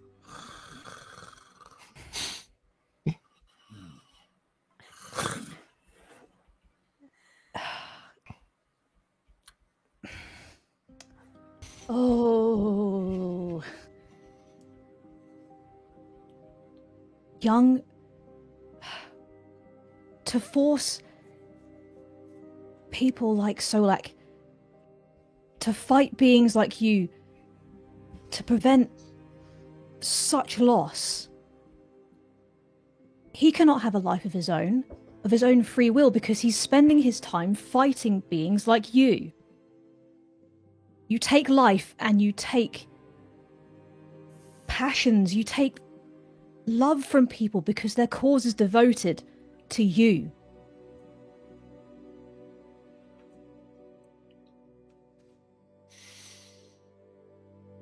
you see he sort of looks down for a moment. And then he looks back up and says, Solak does not have my hatred. He has my pity. I was not so different from him once. I knew honor. I knew glory. I knew love, my beloved Corinne. Taken from me. So much time taken from me, and I came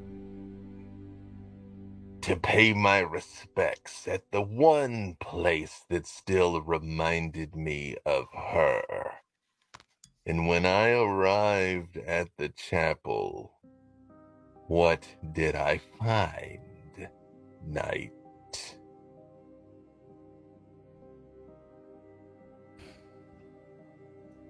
What happened at that chapel was not our fault. That was an accident. We had nothing to do with that. We didn't do that on purpose to hurt you. you see he turns and looks at Rust and Merylwyn. He says, I will give you one last warning. Call it my respect for a misguided heroic soul. Leave these lands now. Run as far as Kryn will allow and escape back to the stars if you can.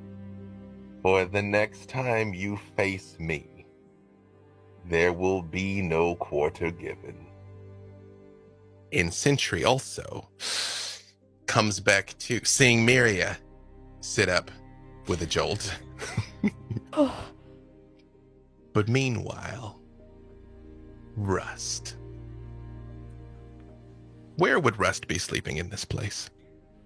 I think Rust probably would have asked permission to string a hammock. So, like... Yeah, totally. Cool, great. Sort of between two beams, just kind of like... stretched out, not curled up, but like, very much like arms behind the head, kind of... like that. Rust, you come to feel your hammock gently swaying, like you're being rocked gently. And as you look down, you see the rotting flesh of the zombies, of the crew members of the Light Fantastic. And he looks up at you and says, I shouldn't have taken that one last commission, huh? Although I guess I won't get too old for anything now.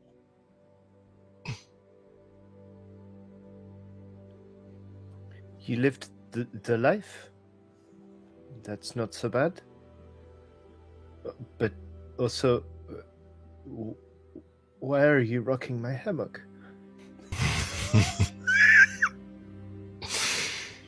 You see,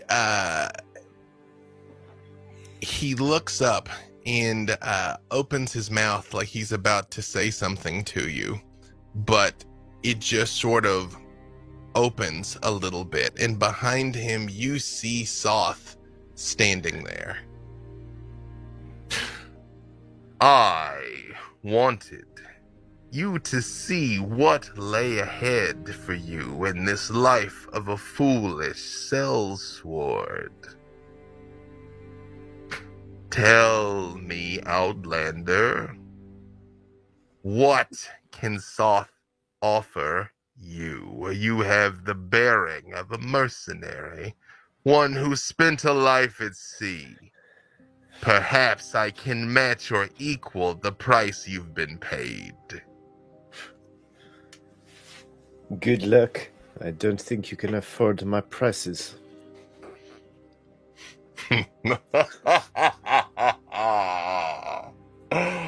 It's good to meet someone who knows their own value. What is your name? My name is Ruston the Harbor, and you are?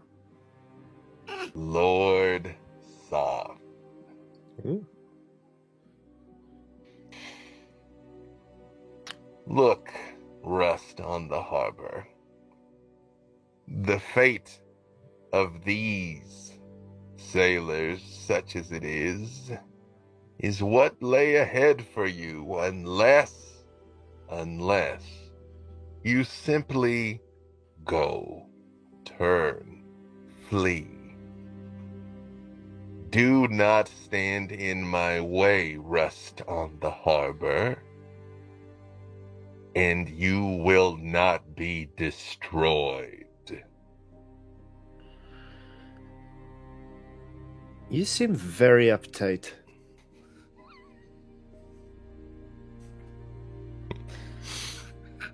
You see the eyes dim for a second and then brighten as he says, Uptight?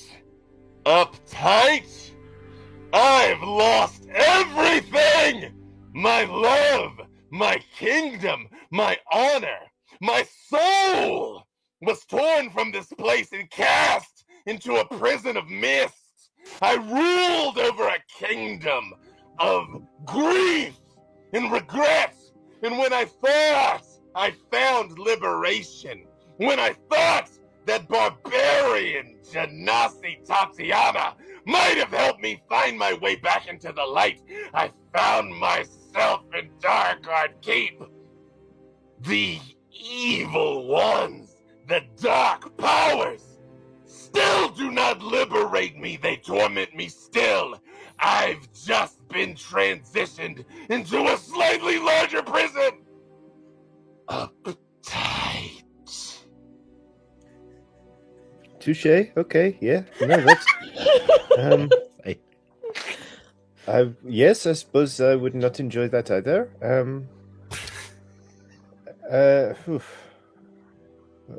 Where do we go from here? I just feel maybe you should try a different tactic.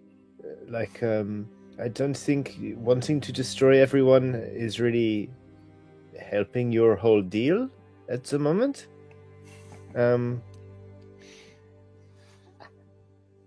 I find you humorous.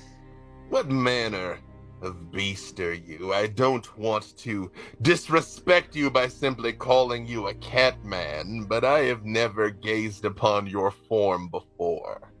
Tabaxi, but I suppose, I am Catman is sort of, yeah, sure.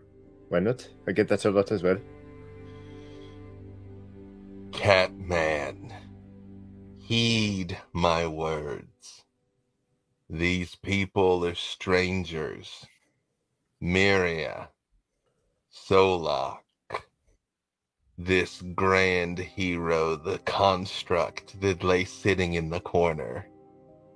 If you follow them, they will lead you to your doom. Then I will die. And Rust, you also snap awake. Merylwyn. Mm-hmm. Where, I guess technically when you're sleeping, your wild shape wears off, but I will allow you to sleep as a kitty if you like, because why wouldn't I? Well, I started sleeping as a cat, curled up on the biggest chair that I could find next to the fire, and then gradually the wild shape has fallen off. And now I'm just crunched up slightly in a chair that is it's still roomy enough, but it's not quite as comfortable as a bed. But Merylwyn can kind of sleep anywhere, so she's just curled up by the fire. Merylwyn, you wake up to the ghostly sounds of a cat meowing.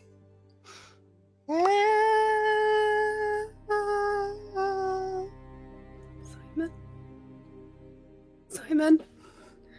Oh god, has it happened again? And as you sit up, you see Soth standing there, You're not Simon. holding a cat in his hand. This one seems important to you, I think. Simon has already dealt with enough necromancers for 1 lifetime. No, 2 lifetimes. So if you would kindly leave him be. This would be the point when the mummers would say something about a cat having 9 lives, is it not? Yes. He can have as many lives as he needs, as long as I'm here to protect him. You see he turns and lifts it and looks it in the eye and says, How will you protect this innocent thing when I don't know that you can protect yourself, Druid? Oh, I can protect myself. You just caught me unawares. So you rationalize weakness with ignorance. Fascinating. I'm not sure I'm the ignorant one here. I'm not from this world, you see. I'm sort of well known there. Well, in order for your story to last here on Krynn, someone must survive to tell it. Now, you spoke to the ground, the wood, the trees, the vines. You saw the roses that heralded my coming. The land itself has already surrendered to me, Druid. Why don't you? The land can grow back. You can't. Merylwyn, actually give me a persuasion check. Okay. Okay. Okay, that's a 14. He doesn't have a face. There's just this pot kettle and these burning eyes inside. But you see, when you said something about growing back, you see, like, it's almost like you gave him pause. He says, I don't know that you understand the vice that you find yourself in. On the one is soft, eternal, and unrelenting. And on the other is Takesis, the queen of dragons, returned from her exile, pushing from the skies. You are caught in an hammer and an anvil. There will be no survival. There can only be escape. Just a question, Soth. You had a beginning, did you not? As all things do. Then you're not eternal. You will have an end. And I'll find it. And I will give it to you with these very lovely people who have taken me in.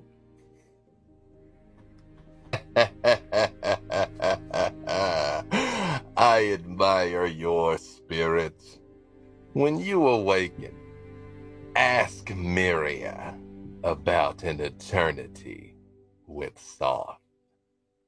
in Merylwyn, you also spring awake. Which leads us only to Solok. Awkward. Solok,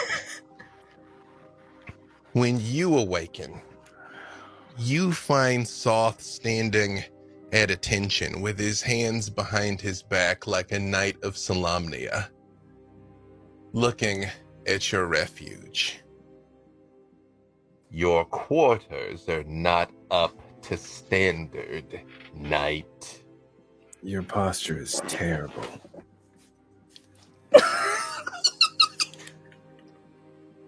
It's like this.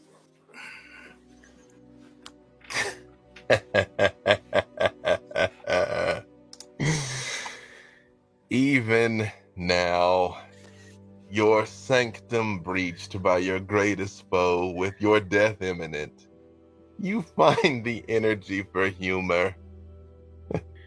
Laudable were it not so futile. Do you remember who you were before?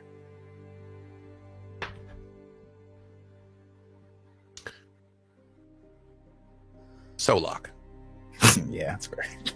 give me a wisdom save. Not a check this time, a save. 18. You get a glimpse in your mind, the same way you can connect with the minds of others, of just a rotating stream of grief. You see his wife Corinne dying. You see his failure to stop the cataclysm. You see his dishonor as a knight. He knows all of it, and it plays in a loop on his mind of torment. Most of the villains that you've encountered in your story travels are unrepentant. They're the heroes of their story. They're having a great time. Soth knows exactly what he's done and anguishes constantly. It is in your mind. I have finally found a blade sharp enough to cut that what ties you to which you repent for. Even you can be saved, Soth. You will be saved. My honor is my life, and I swear it on my honor. My honor was my life. And without it, you see what stands before you. A pitiful man. If you face me, Solok, I will break you. Flee while you can. I think at that point, Solok stands up, and as he stands, Tempest rises behind him. That which is broken can be repaired. And Solok, almost as you unconsciously hop out of bed and you see Tempest kind of flares up also, all of you are coming to at once. As you see everything. Yeah. I forgot to. I did not reinforce this area. Of course, he could message us in dreams. Question: Can he get spirits that have already passed on? Absolutely. It's likely, yes. Yes. My cat. Why? He's got Simon, and I'm going to end him. A cat? All right. Yes. Whatever your reasons, Soth is, for someone who has never studied magic, necromancy, the like, his current form, his cursed, whatever it is that gives him unlife, makes him exceptionally strong at creating and controlling spirits. If it is likely that if he manifested an image in your mind of something dear to you, it is likely that he may be able to call their spirit, or at least a visage of it. Did he speak to all of you? He spoke to me. Yes. Yes. He spoke to me. Then there must be something to give him caution. I suspect so. You all, strangers, travelers, it's strange that he contacts you. You have no idea who this man is, do you? No. If there's anything you would like to know, I think that between Solok and I, we can perhaps educate you. Agreed. Well, he told me a lot about what he's been through, but who is he to you? I'll look at Solak. Would you like to go first, or shall I? I have a rather certain opinion that I may include in mine, but... To me, he's a broken man. who knows what he's done and has chosen to accept it. I almost don't even pity him. I grieve for him. I grieve for you too, Miria. Oh, save your grief. You'll need it for others soon enough. Soth, Lauren Soth, was once a knight of Solmania, here in this world of Krynn. The knights are a band of heroes, known throughout all of our world as being those who journey out to risk their lives, to save others, to do what is right in the world. Lauren Soth was once amongst their number, but he was plagued by lust and jealousy. He betrayed his first wife for the love of another, an elven woman. And he was exiled from it. He made many failures and mistakes. And when he was offered a chance at redemption, to save the world from a great cataclysm.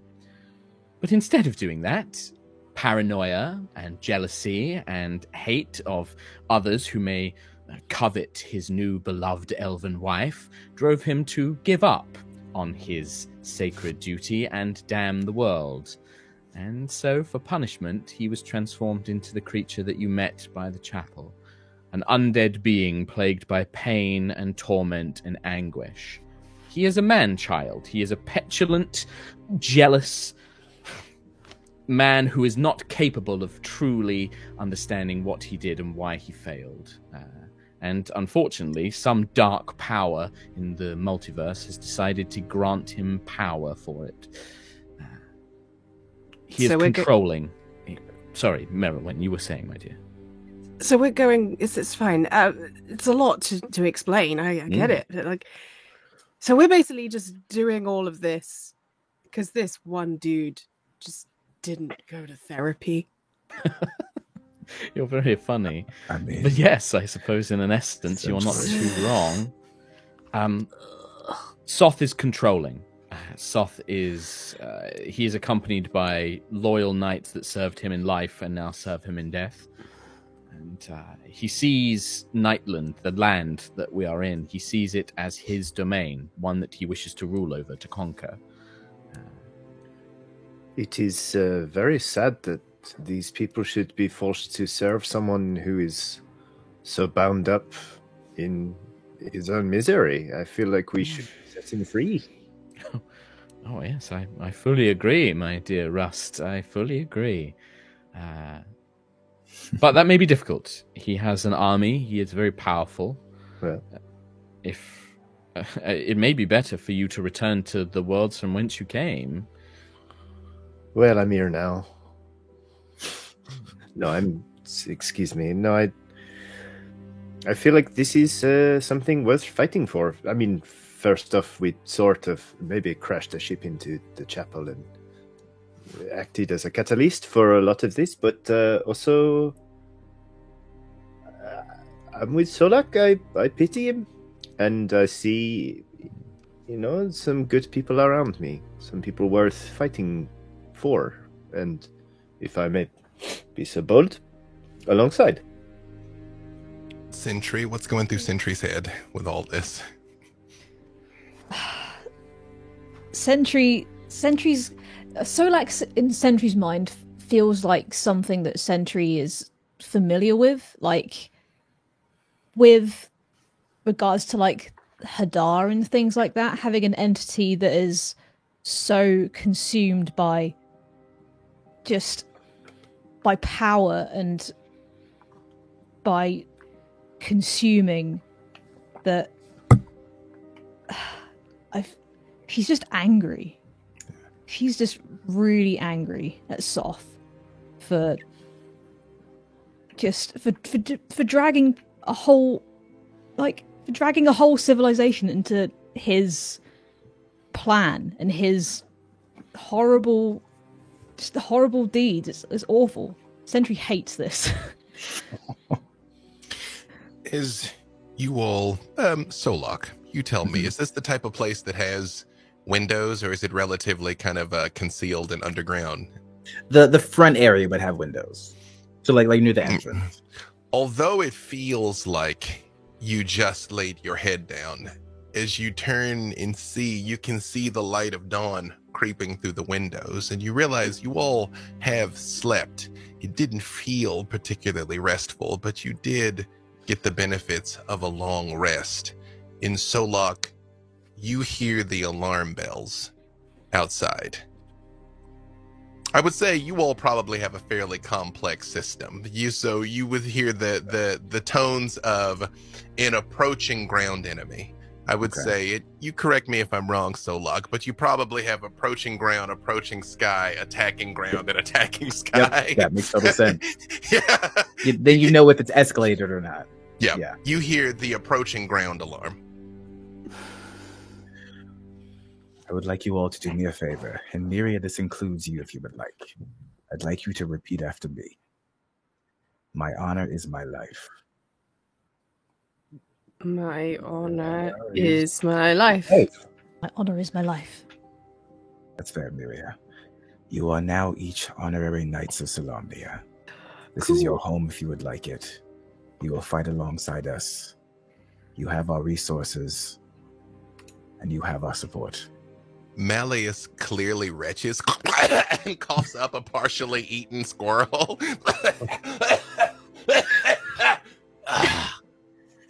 My apologies. I do need to teach him better manners. And I'll just sort of like, that was rude. You may not agree, but that is no reason to be rude, Malleus. In Draconic, Solak says, "Don't worry, we don't allow rats." And he just looks at you and goes,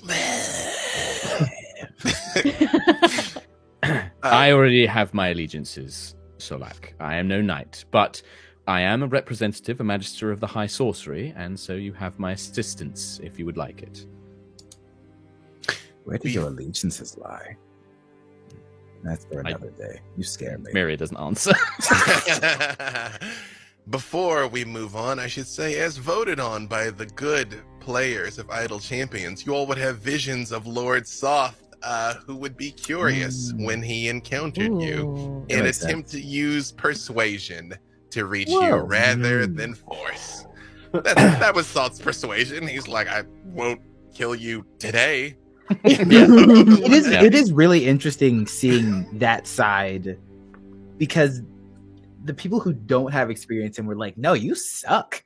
Just like, I think it's a great reaction to just see play out. Yep. Outside, you hear, Solok! It's terrible!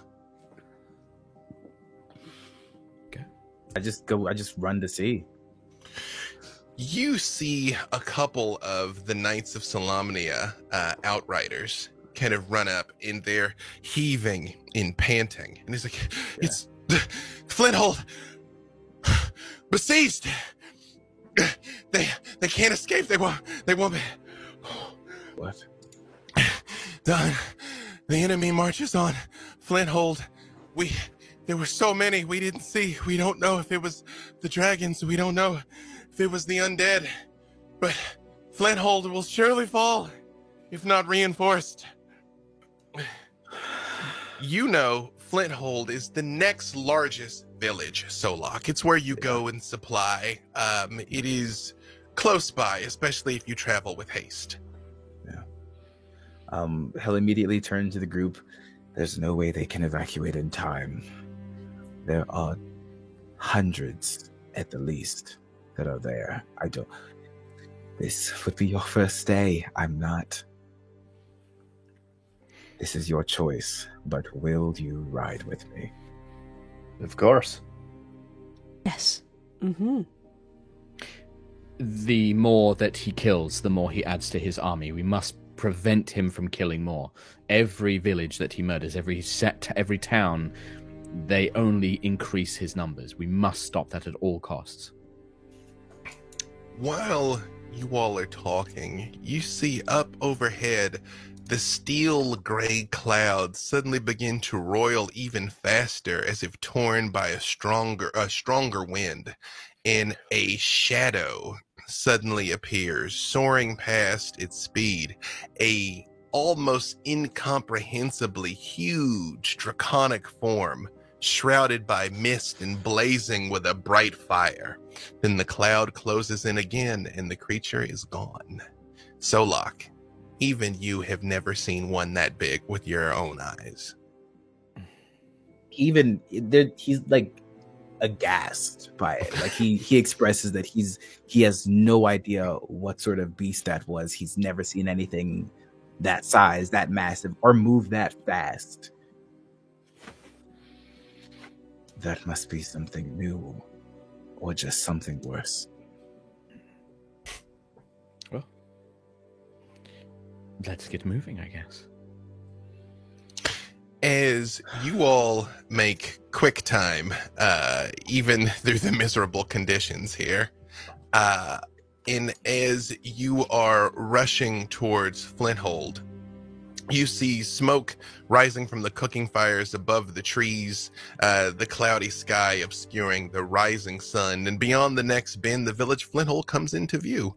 Some 100 cottages and houses spread out within the trees, and you see well-armed villagers running around trying to form up, and when they see you all come around the corner, you see they almost pull together kind of in a formation in front of the village against you all too. Like, who goes there?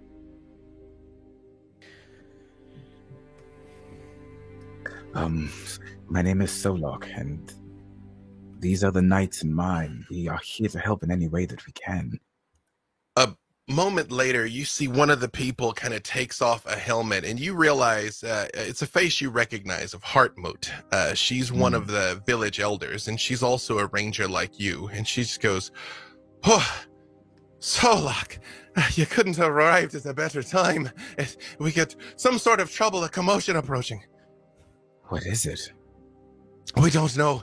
It's all the beasts fled from the woods, and our runners just came back, and they could say nothing but boots and an incomprehensible host that's coming upon us. I've ordered everyone to battle stations, but we don't have much time, and who are these lot?"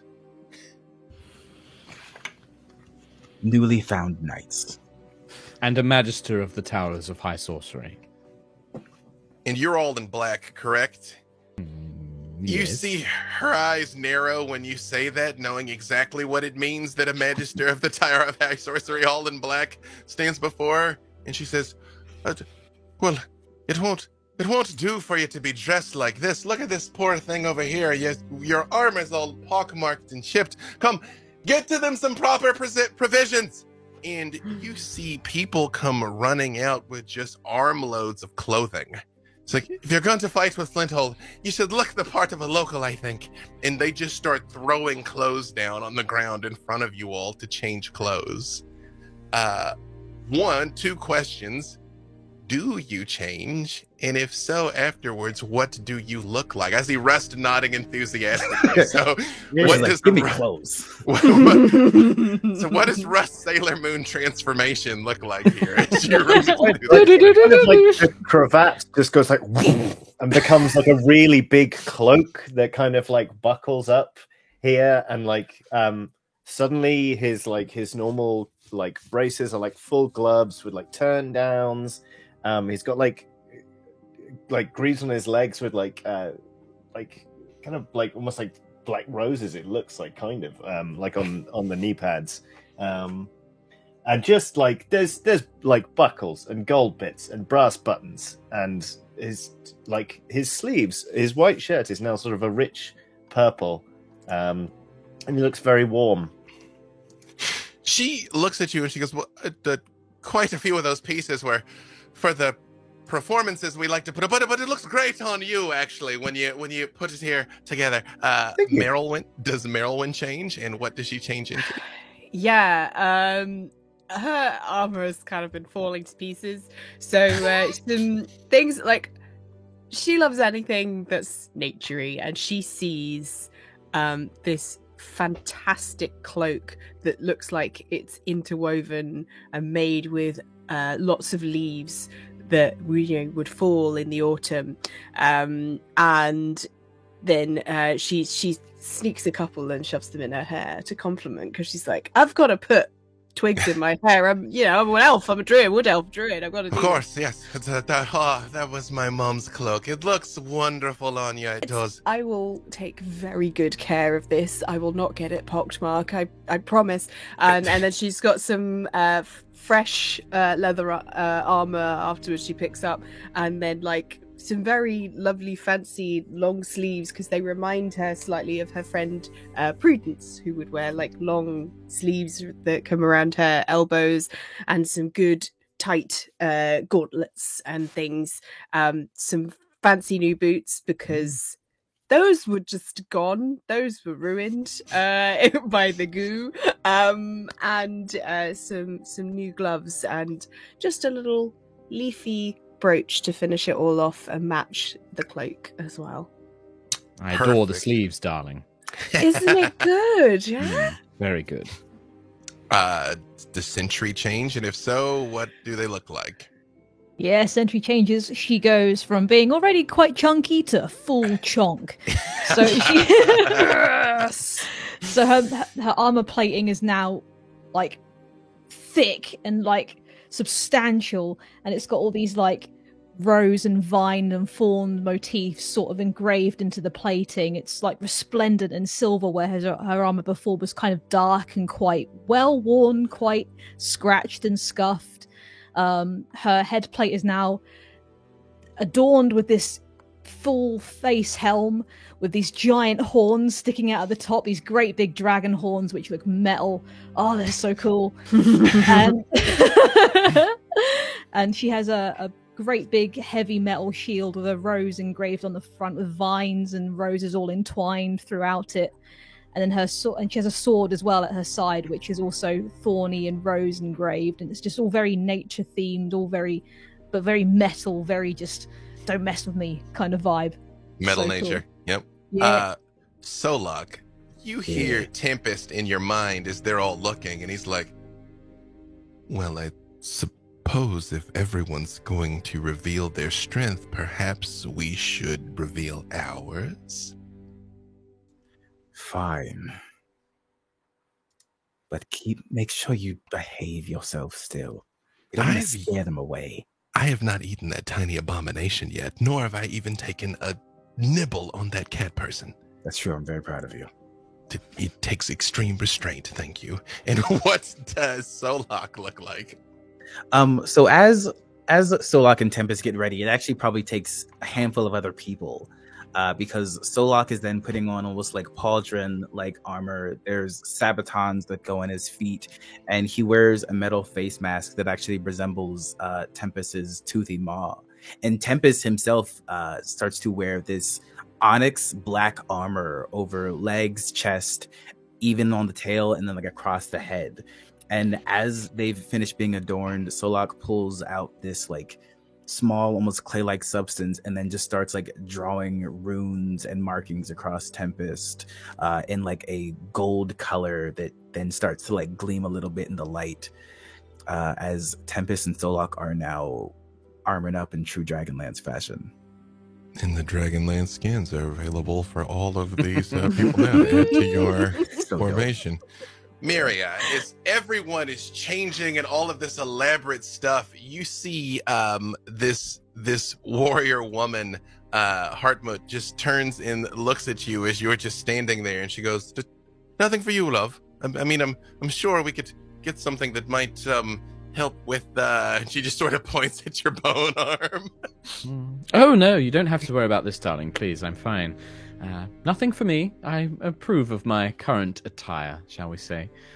I'm very proud of my accomplishments. And you see she just dusts off. I'll probably use prestidigitation to make sure that I look immaculate in the black kind of bodycon dress, the bone corset, the shoulder pauldrons made of skulls, the big sort of red sorceress kind of collar behind her, and just she kind of flicks her hair. I think the only thing is like maybe if anybody who is paying attention, maybe Solok and Merylwyn and Rust, who have got pretty decent perception, she kind of brushes her hair, and one of her elven ears is actually kind of almost looks like it's been cut off. So she only has like one of her elven ears. The other one is being almost like it's been cut off completely. But she hides it with the hair that spills around. She adjusts like all of her jewelry, makes sure all of her rings and necklaces on. She's very elegantly dressed, and like she just sort of takes up a position of looking fabulous, basically.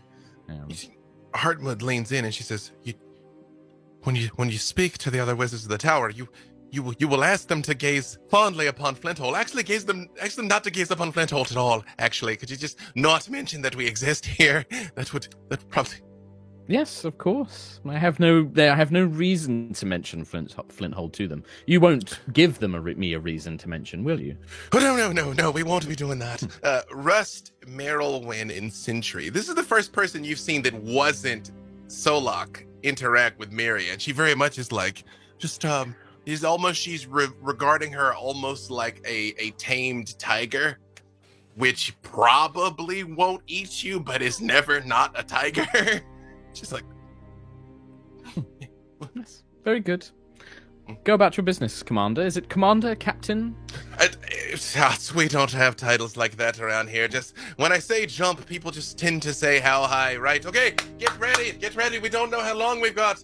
And you all see as everybody's kind of scrambling into position, these people, as Rust pointed out earlier, it's just hard to live here. They're commoners. They don't look particularly well equipped or anything, but you can tell this is none of their first battle. They have what looks like functioning armor that is probably like generational. Some of it is a little ill-fitting and dinged up and scarred, but I mean, they look like they know what they're doing. And as they're kind of scrambling past, you see one of the people stops, who is another woman with white hair. It is tied in a very thick braid that is kind of wrapped up on the back of her head, carrying a shield and a heavy mallet, who just kind of stops by and looks at you, and she goes, I couldn't help but notice. You all were dressed kind of oddly. Were you the ones that came down in that ball of fire from the sky? Yeah. Yeah.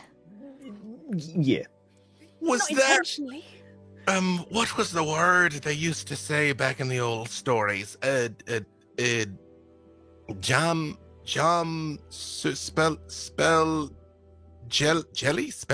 No. Spelljammer? Spelljammer! Aye! Do you mean a spelljammer was real? Yeah. We were having a lovely trip in space, and then a big space fish hit us, and we ended up here. Space. I haven't heard that since I was a girl, when I was hearing the tales of. And when she starts talking, the trees ahead begin to vibrate and then shake as armed warriors push through them in broad strokes, each and every one of them undead. Skeletons and zombies march in silence behind white sergeants with ravening ghouls pacing alongside them. The undead battalion is hundreds strong where it advances. In near the middle of it, the crowd sort of parts, and you see a familiar, terrible face holding a black banner, as Worston Karn stands there again, flames erupting from her spectral head. It wasn't so hard to locate you. All I had to do was come to the next nearest village and offer a recruiting drive. Miria, you seem to have rejected my gift. You can take your gift, and then I think that at that point is the point where Miria actually would launch a firebolt directly at Kern. Like, would just be like, you can take your gift, and kind of blows a kiss of fire towards Kern. You know, I'm not going to necessarily make the attack, but signifying that, like, she can shove it. You see her lips twist back and her desiccated form revealing black teeth underneath this smile, but that same purplish energy that is flowing out of her hair is also in her eyes and in her mouth. And she just sort of looks at all of you and past you to Flinthold. To those who destroyed Corinne's chapel in Lindau, know that Lord Soth by right and vengeance has decreed your death. He His mentioned force- already. Sorry. You see, she looks at you when you say that, like, I saw he's back there. What do you mean? You know what I mean? She looks confused for a second. Like, his forces scour the forest. There is nowhere you can run. Submit now to the end of your lives, that you might be raised, blessed, and redeemed for irrevocable service in Lord Soth's court. Villagers of Nightland, you stand with us, or you stand against us. Choose your course now. And you see the villagers turn and look, and they're like, I don't think irrevocable servitude is going to be what we're opting for, so it's going to be a no from us. And she turns and looks, and she says, you. When she points at you, Rust, she says, Lord Soth spoke to you. Yes? He came to me in a dream. He spoke to all of us. Yeah. How does it feel to be sixth best, Kern?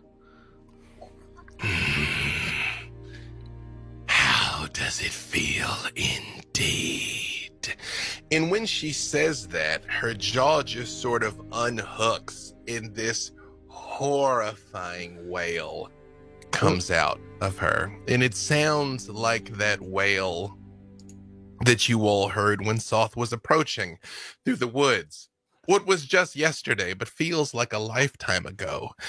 And you can't help but get that vision of him out of your mind. And despite your best efforts, the horror and the terror of this man and what he represents begins to clench at your heart as the last thing is voted on by the good players of Idle Champions. You all are consumed by fear. You are frightened for 1 minute, which for all intents and purposes is the entire fight. While you are tempted, any time that you try and attack Worston Karn, you will have to make a charisma saving throw to see if you even can, as the malice of Soth begins to wave through you.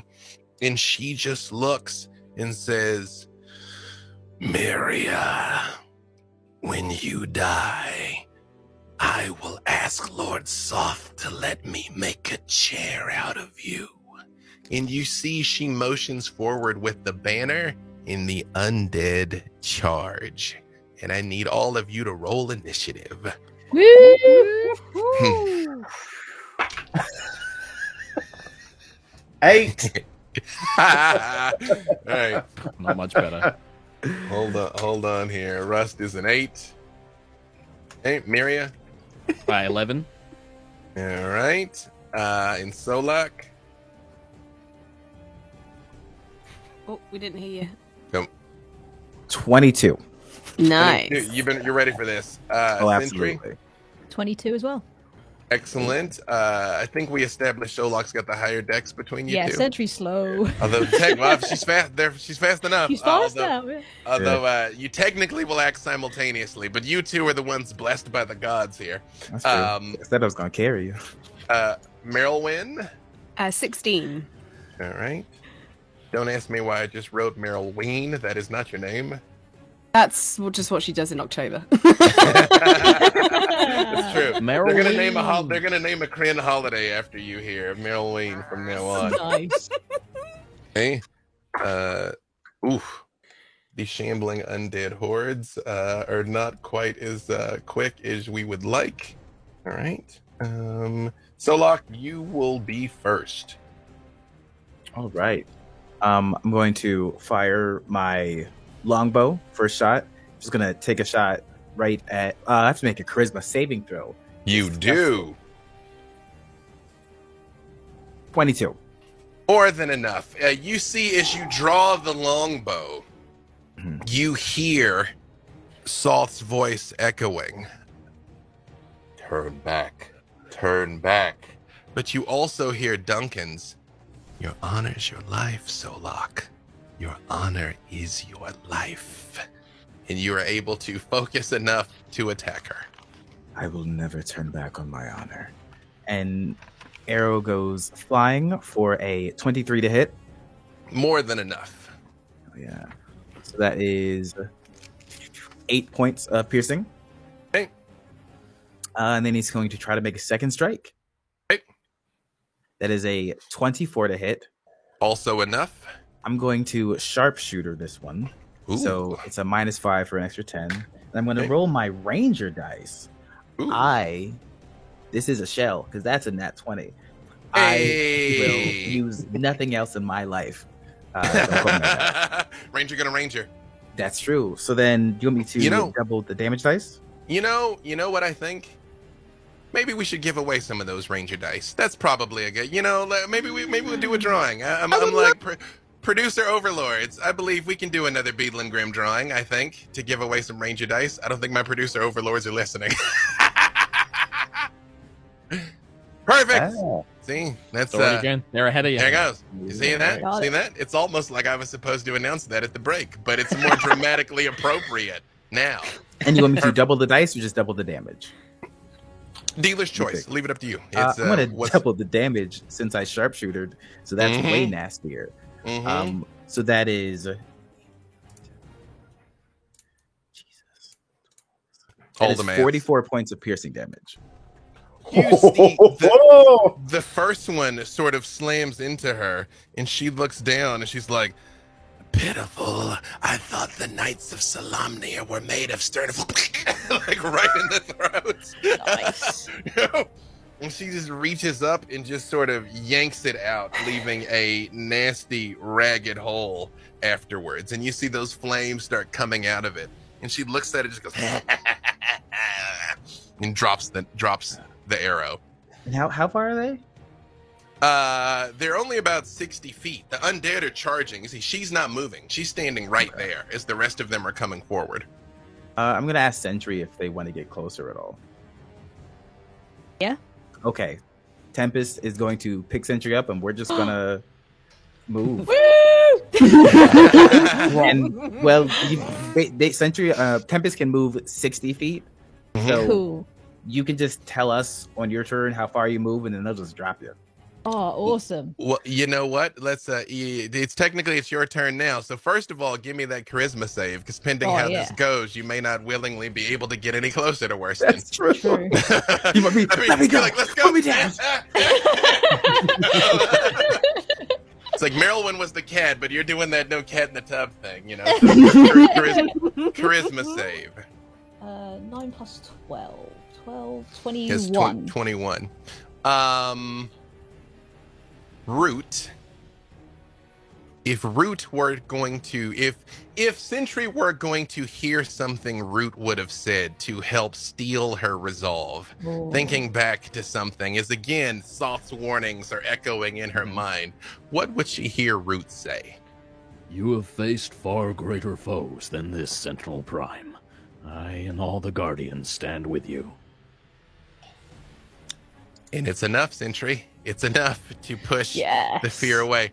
I will just say, this is quite a curse. Every time you want to attack, you're going to have to try and roll for it. This isn't one of those things that you beat and then you're all right. This is soft magic. But for now, Sentry is, as Tempest sweeps his wings over, and you see the undead sort of like leaping and ineffectively trying to attack him as you're flying forward. In Sentry, you see standing right next to Karn, that strange child of Hadar.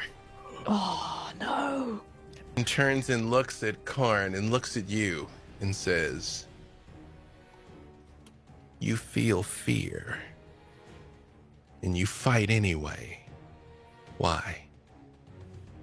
My purpose is greater than my fear.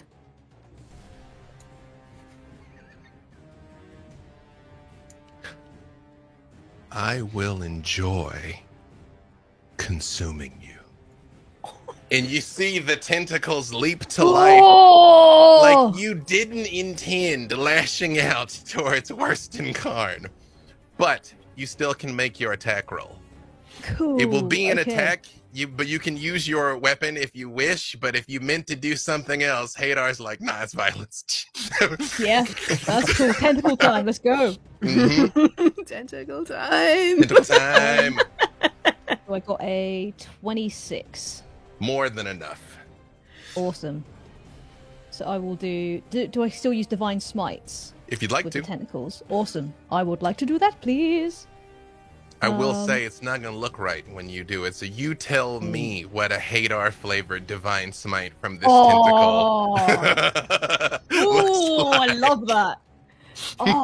Okay. So I imagine like she's using the Prime Matrix energy. So there's gold in the tentacles, but there's also like sparks and cracks of like red going up the tentacles as well.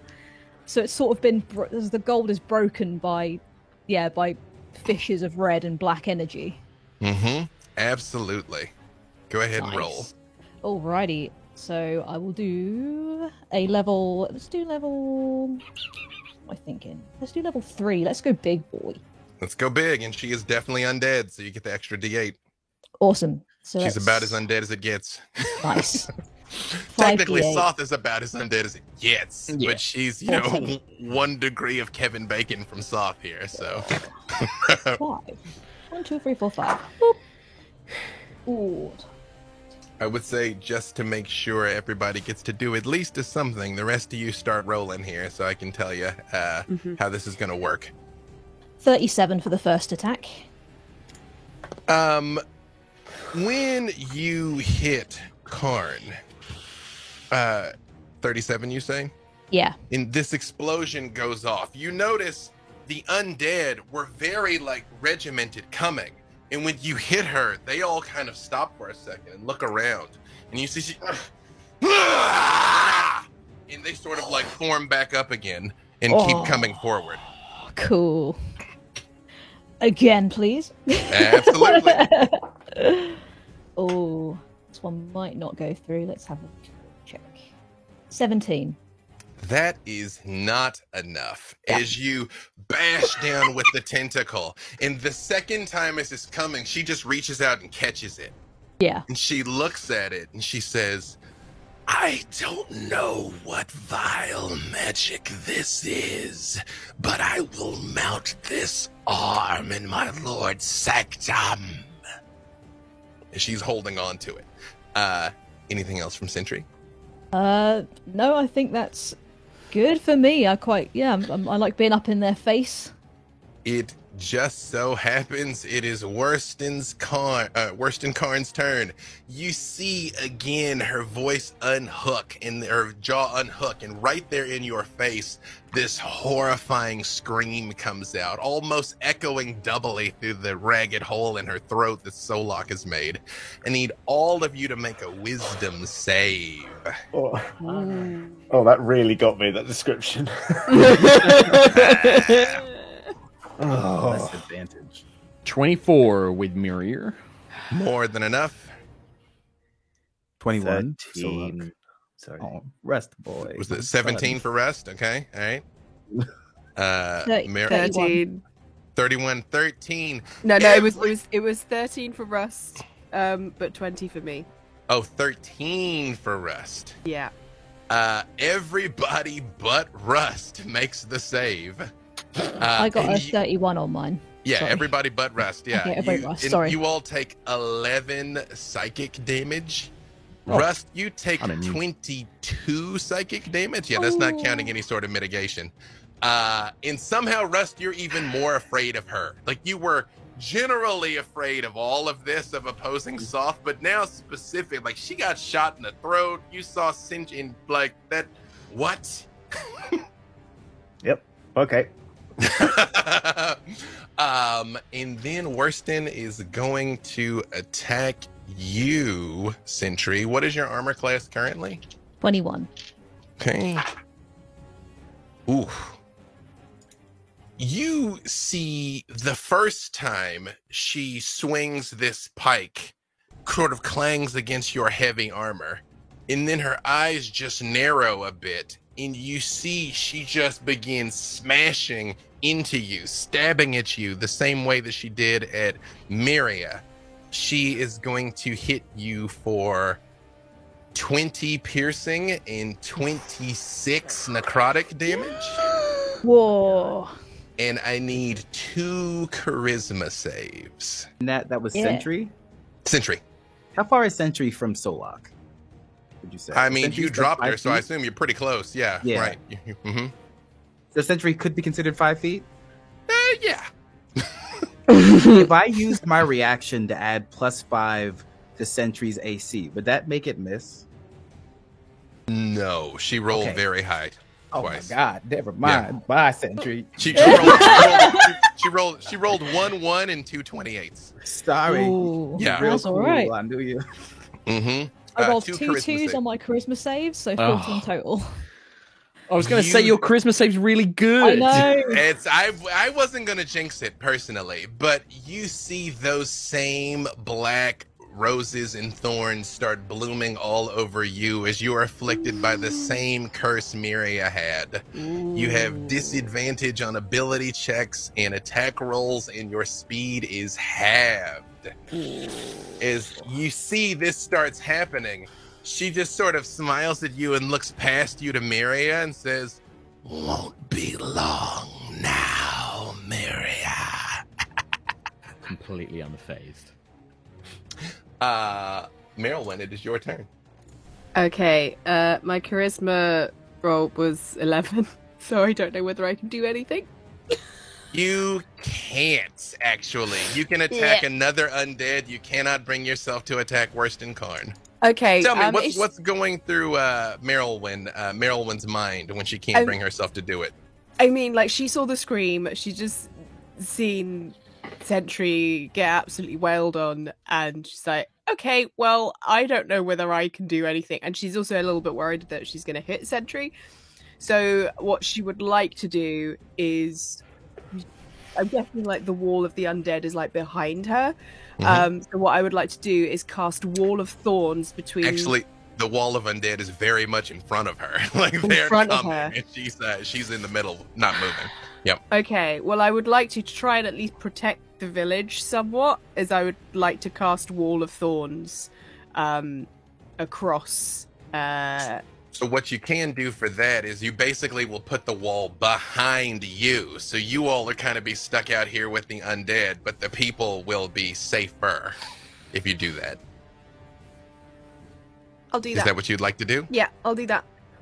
Perfect. As the wall starts to come up, you see too many names keeping track. They're just sort of like, hey, no, we want to fight. We want to as it kind of like comes up and seals them off a little bit there. Perfect. Anything else from Marilyn? Just gonna take a deep breath, I think. Perfect. We're almost done, y'all. We're about to wrap this up. I just want to get everybody at least get through this one round here, and then we'll tell you who won all the drawings. It is technically the undead's turn. We'll come back to them later then. That's fine. Miria, what would you like to do? Actually, So Miria... Oh, go on. sorry, let me just give one quick thing. Miria, give me perception with advantage. You know a lot about this. That would be a 22. Excellent. Miria, you completely understand that Worston is the brains of this operation. Even though you have basically no chance against the sheer numbers of this, if you can stop her, it will. There'll be a mindless mob. And Yep. then easy to mop up. So I think that Miria just sort of strides forward, seeing her clashing with Sentry and everything else. And I'm just going to very gently probably lift up the skeletal hand this time and point one bony finger in her direction. I rolled my charisma saves earlier, and does this count as like a spell or a magical effect, this curse, by the way, B-Dave? Is this magic-based? Are you trying to figure out whether or not you have advantage against such a Yeah, I thing? have advantage from my robes on saves against like magical effects. You know, it doesn't say. I'll let you decide. With the fact that Soft did this, would that make it easier or harder? It counts as magic. I think it counts as magic. Fine by me, then. If that's the case, then I got an 18 on my charisma save. That is enough. All right, Same then thing. I would ask you, what is going through Miria's mind? Is she, if you have that vision, what Soth wants to do to you is floating unconsciously. This is there's delight on Miria's face, because there is just this, I am going to make this wretch in front of me pay for what it did to me. Like, she's not even really thinking about Soth or the fear. She's completely unfazed. It's like, this is vengeance now for what you did to me earlier. And she just points the skeletal finger towards Cairn, waits for a moment where Sentry kind of like backs away as in their clash there's a moment, and then I am going to cast Disintegrate on Worston Khan. No! That's a dexterity saving throw, DC 20, please. Hand to God, natural 20 on the die. Hand No! to God. Miria, as you turn in point, Do I have anything so happy. can make you not? Hand to God, it was a 20 on the die. No. I'm like, do I have like a re-roll? No. Miria, it is still, I believe, Disintegrate's still half damage, right? No, Disintegrate's one of the few that doesn't. It does nothing on that miss. It is save or suck. That's true. Yeah.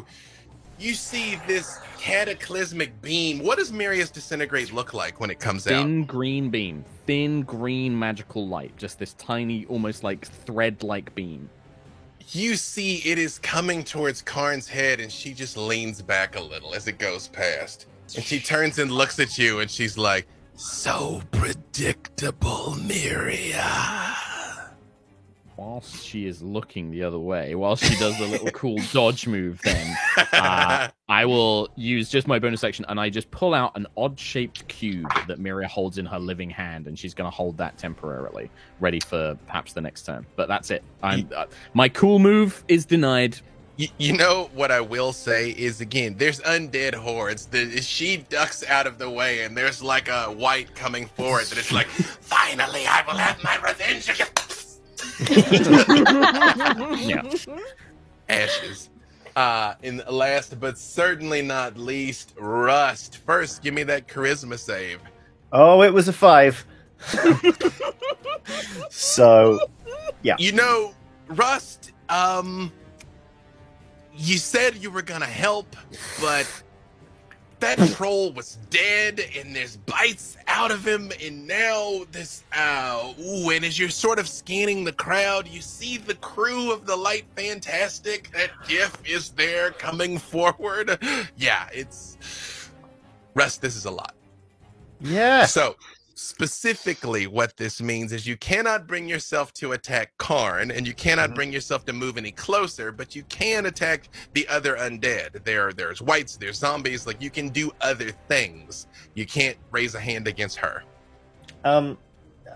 Yeah, I am, you know what, I'm gonna bung a dagger at someone. I would actually quite like to, if I've got 2 weapon fighting, so I'd like to pull a pair of daggers and just like, just try and roll it for me. Okay, all right. So let's see. 21 and 27. More than enough. Merylwyn, you and Rust go way back. Mm-hmm.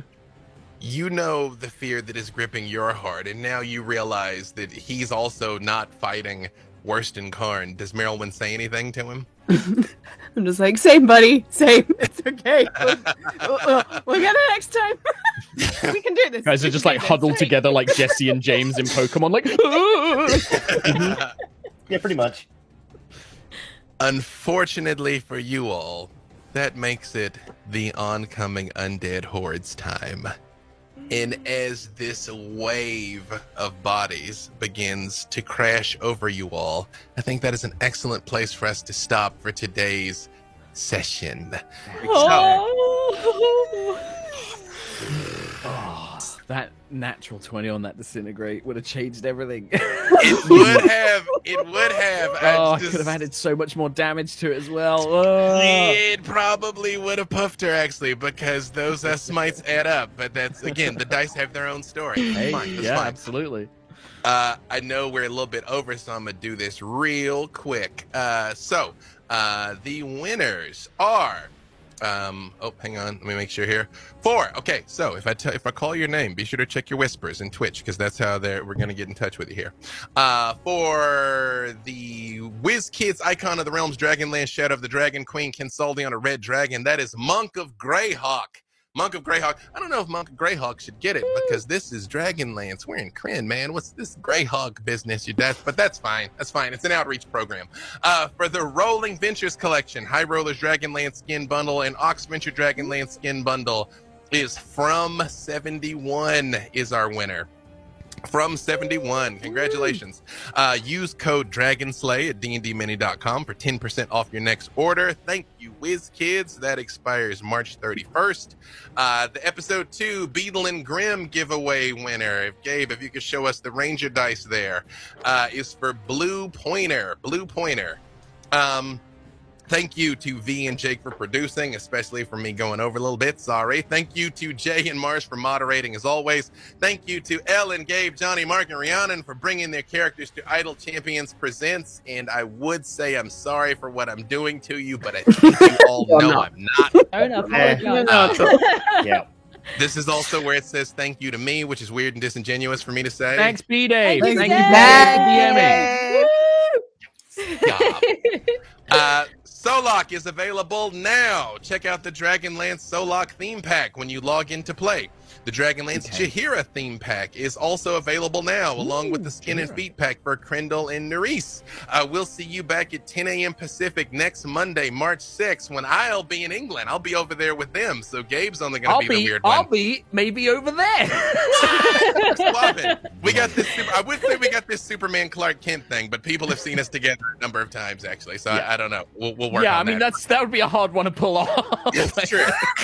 But next week we'll be in different places for episode 3 of Fury of the Black Rose, and you can catch the rebroadcast of this exact episode at 4 p.m. today. Also, I'd be remiss, my girls are selling Girl Scout cookies. They're available online. It is pinned at the top of my Twitter at B-Dave Walters. Order all the cookies you want. Thank you all for tuning in, and we'll see you next week. Bye. Oh, complete right.